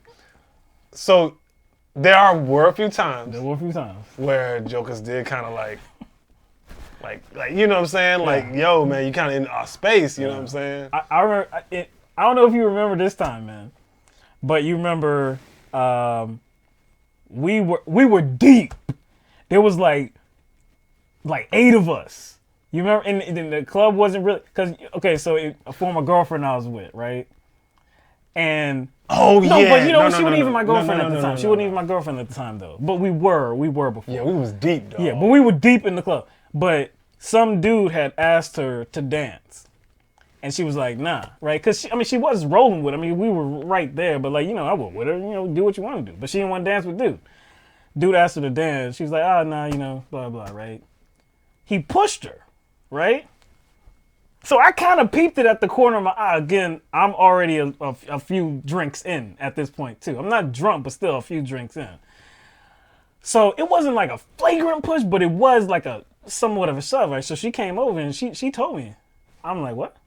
Really? Okay. So where I'm at mentally, I'm like, oh no. And on top of that, I know I'm deep, too. I know the situation is deep. Right, so you got backup. Oh my God. So I went over, I was like, partner, don't you ever. You over here sounding like what's the character? Denzel Washington character. Alonzo. You over here sounding like Alonzo from Training Day, dog. Oh man. It was a little bit of it was a very short standoff because standoff. Because I'm telling you, I knew, Mike was over here, man's over here, man's back here, man's right here. Everybody's peeping the situation. You know I would have came. Everybody's I would have came. And I know he felt all the eyes too, and he was just rolling with him and his boy. So the dude was like, okay. He ain't do nothing about it, man. But nah, we ain't fighters, man. We never was fighters, man. We, like you said, we didn't want to ruin our night, inhibit on what the goals were. What the goals were, man. No, to dance and to, not get thrown out by a bouncer, go to jail or something. Hell no, man. Be By fingerprinted. the way, y'all have entered the LTMB After Dark session. It officially unofficially transitioned into that, which it normally does toward the ends of the show. Y'all get little glimpses into our checkered past. True that, man. It always transitions like that, man. I think most of the people now who watch the show, because it kind of have shifted a bit. Yeah. You probably haven't heard a lot of the stories we told earlier. True. Our escapades. our adventurous outings. Because most of y'all probably in the chat, those who watching the show, y'all don't know that Will and I were involved in the high-speed chase.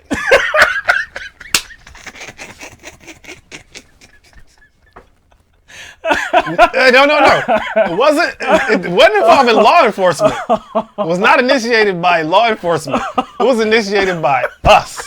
We decided on our own to pursue a car. Now, we were within our rights to do so. Yes. But it ended up being a high-speed chase, dog.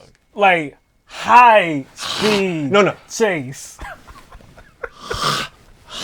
High-speed chase. On roads where you should You're not supposed to be. Hell yes. No, you should not be going that fast whatsoever, man. I swear, that could have gone south so quick. Real quick. See, Lisa talking about do tell.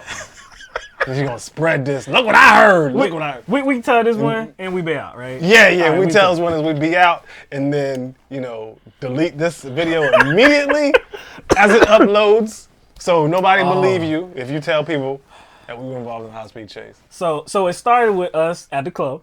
We was at the club, right? Yeah, we was at the club. We left the club. We left the club. Because it was end of the night. It was probably approaching 2 a.m. 2 a.m. After 2 a.m. South Carolina. 2 a.m. They shut down they do last call quarter till. So we were going to our cars. I was driving. He was driving his car. We live in different places. Of course, we can go different ways. Because we would usually meet. Yeah, we usually meet. Because sometimes I'd be coming from work. True. So we were walking towards the car. We parked right next to each other, right? So we go into that street, walking to the street, right?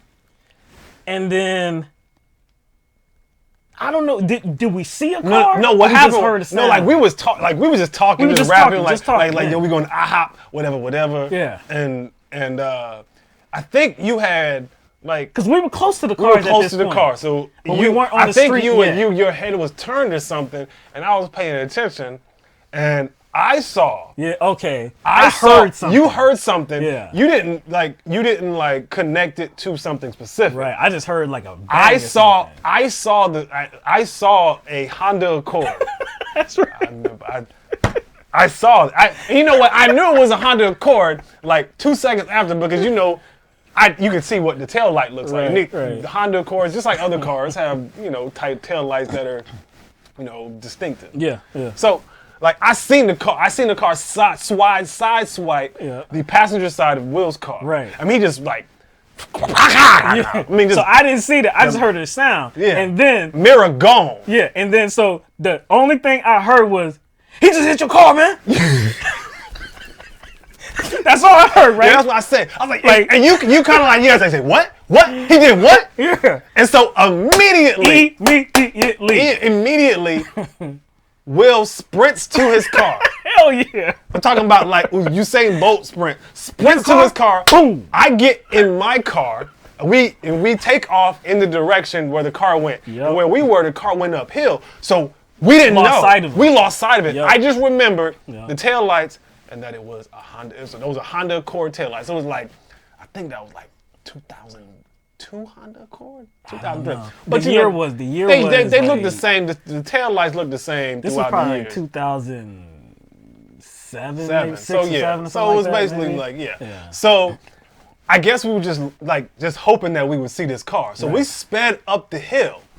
Next thing, you know how when you're looking for somebody, you come to each intersection, you're you looking, right? So we get to an intersection, and I do think it was the intersection. It was to the right. Yeah, it was to the right. right. So we went like this, and I saw a car that was stopped. Yeah. We saw a car that was pulled over, and somebody got out the car. Well, no, not yet. It was just parked at this point. It was just parked at this point. So we're like, is that the car? Yeah, so we turned down there. We turned down there. We went past it. Went past the car, parked, and we were just talking. Is that the car? Is that the car? Is that the car? And it was like, I don't know, man. I don't know. Is that a car? This mug got out, right? Got out the car. He got out the car.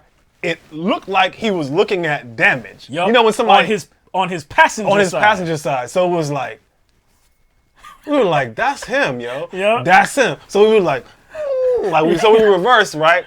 And we kind of boxed him in just a little bit. We boxed him in.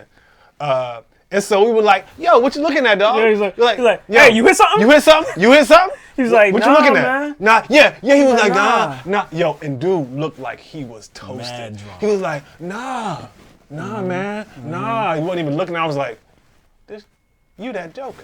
You that joker. I was like, we know. Dude hurried into his car. Dude popped in. Yo, he popped into the car. Just got up in the car. But he was coherent enough. Oh yeah. Cause see, we boxed him in, but we were still turned the same way. Right. So both of us were like this, and his car was in between. What he did, I was like, that was pretty smart. He backed up and did like that, and the 3-point turn and went the opposite way, and we returned. So we. Of course. High-speed chase. We had to turn around. Yes. That's when the high-speed chase commences. So we turn around and chase him. See, but he was behind. Well, he was like closer to him. You made the 3-point turn first. So I had to come up on the situation. No, wait. No. He is not. He is not detailing this situation properly. Oh yeah, man. This joker did not come up on me. There's another word to describe what this man did. This man, his car was a blur. That's all I'm saying. Because first, we went around the corner. Yeah. And he went around because it was a neighborhood. Yeah. And we were going fast. Yeah. And he came late at night. And so he went around the corner. He tried to beat us around the corner and lose us. Yeah. And he took us to the main road. Yep. Which is Divine Street. Yep.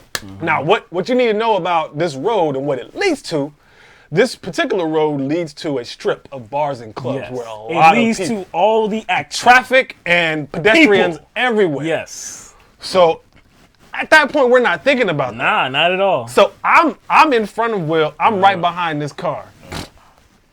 And, the speed limit on this road is 30 miles an hour.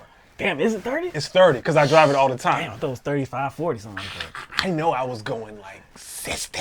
I was going 60. I knew I was going 60. But here comes this joker.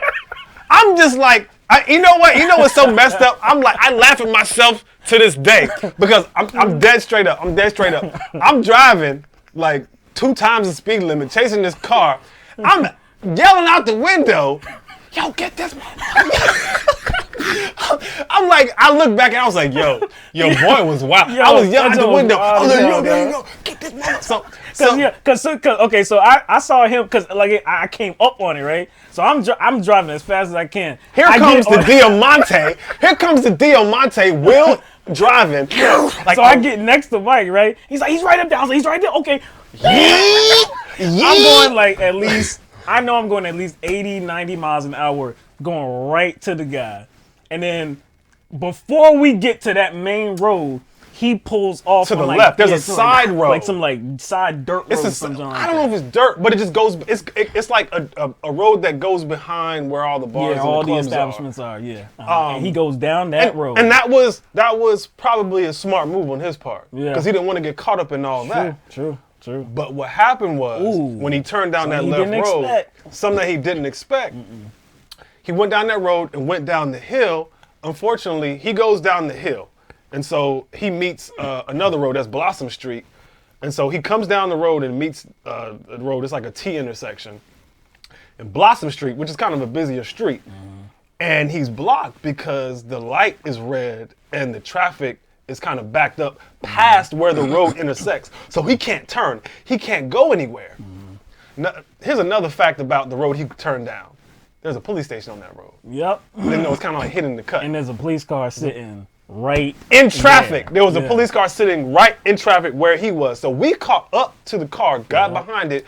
We motioned to the cop, beeping our heart. He just hit my car. He just hit our car. And so he put on the lights. Yep. He put on lights.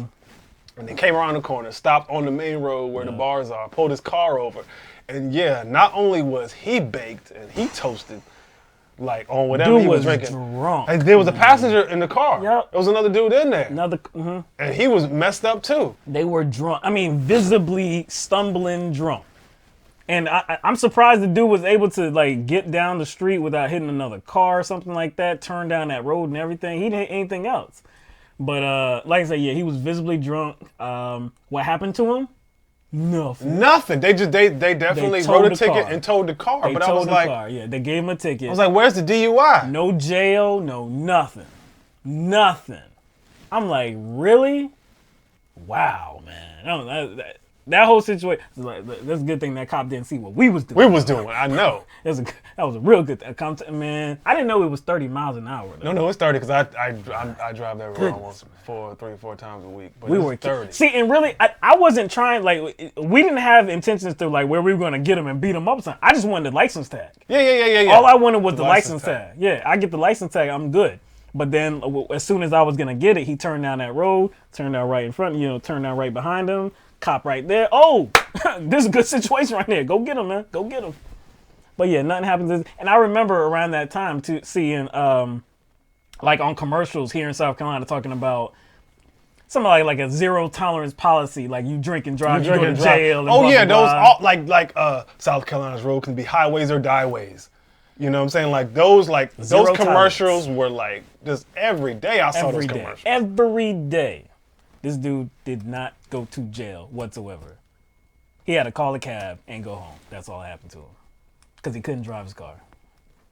No jail, no nothing. I was like, it's one of those things where there was no question he was drunk. It wasn't like, hey, let me do this test on you. Nah. This mother got out the car and was visibly drunk. No need for a field sobriety test or anything like that. Mr. Dead in my pocket talking about Bo White and Luke Gaillard.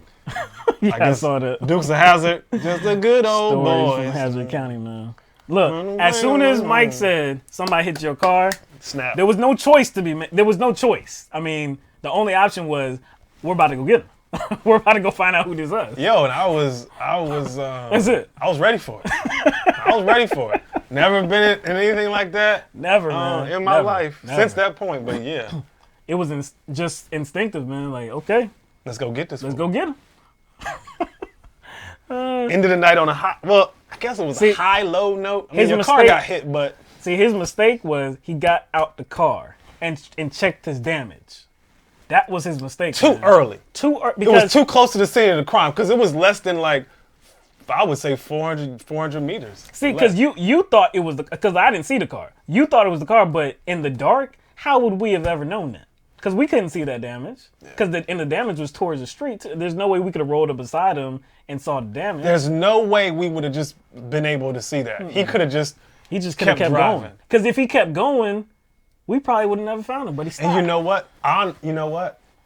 He probably stopped because he didn't know that the car he hit, the people, the owners were right there. It was just. That's probably why he didn't. Coincidence that we were walking right there, like at that moment. Right. If we were like in the club, yo, like 1 minute, 1 minute, like if we were just 1 minute. Even 30 seconds. I would just been mad as hell. Yeah, it was That's like it. You would have had no driver's side mirror. You like, what happened to it? Exactly. I would have been mad as hell, man. That's it. Oh yeah, man. But that's it, man. Yeah, that's tales from an earlier day, man. Back in I don't remember what year it was. It probably was 05, 06. 05. It had to be 05, something like that. Because I still had that black Taurus. Yeah, you did. Yeah, you did. So I had the black Taurus. So I don't even know when I got that jump. Yeah, and that was the early days that I had my ride that just died. Yeah. Yeah, man. All right, that's the only story you get, man. You got two, actually. Yeah, I know. You got two. When we was deep in the club. Deep in the club. Yeah, we used to we used to own the club, man. True. Own it, man. Thursday, Friday, Saturday. But Friday, Saturday. That night, we were never that deep, though. And that dude decided to do something. Do something like that when you were that deep. Yeah. Been bad news if he had tried to do something. Bad news. All right. Anyway, we're gonna get out of here, man. That's enough of LTMB story time. But we're gonna see y'all again on Thursday, 7 p.m. Thank you everybody that joined us tonight. Thank you to our callers, Jordan and Court. Appreciate your voices. Always appreciate you hearing your voices on this program. Everybody that was involved in the chat. Jaleel. Jaleel will play Will. Who the hell is Jaleel? Are you talking about Jaleel White? I hope not. That's the only Jaleel that I'm aware of. That's the only well-known Jaleel. I think not. I think not. Another shout out to Jordan for being our newest patron on patreon.com. Thank you very much.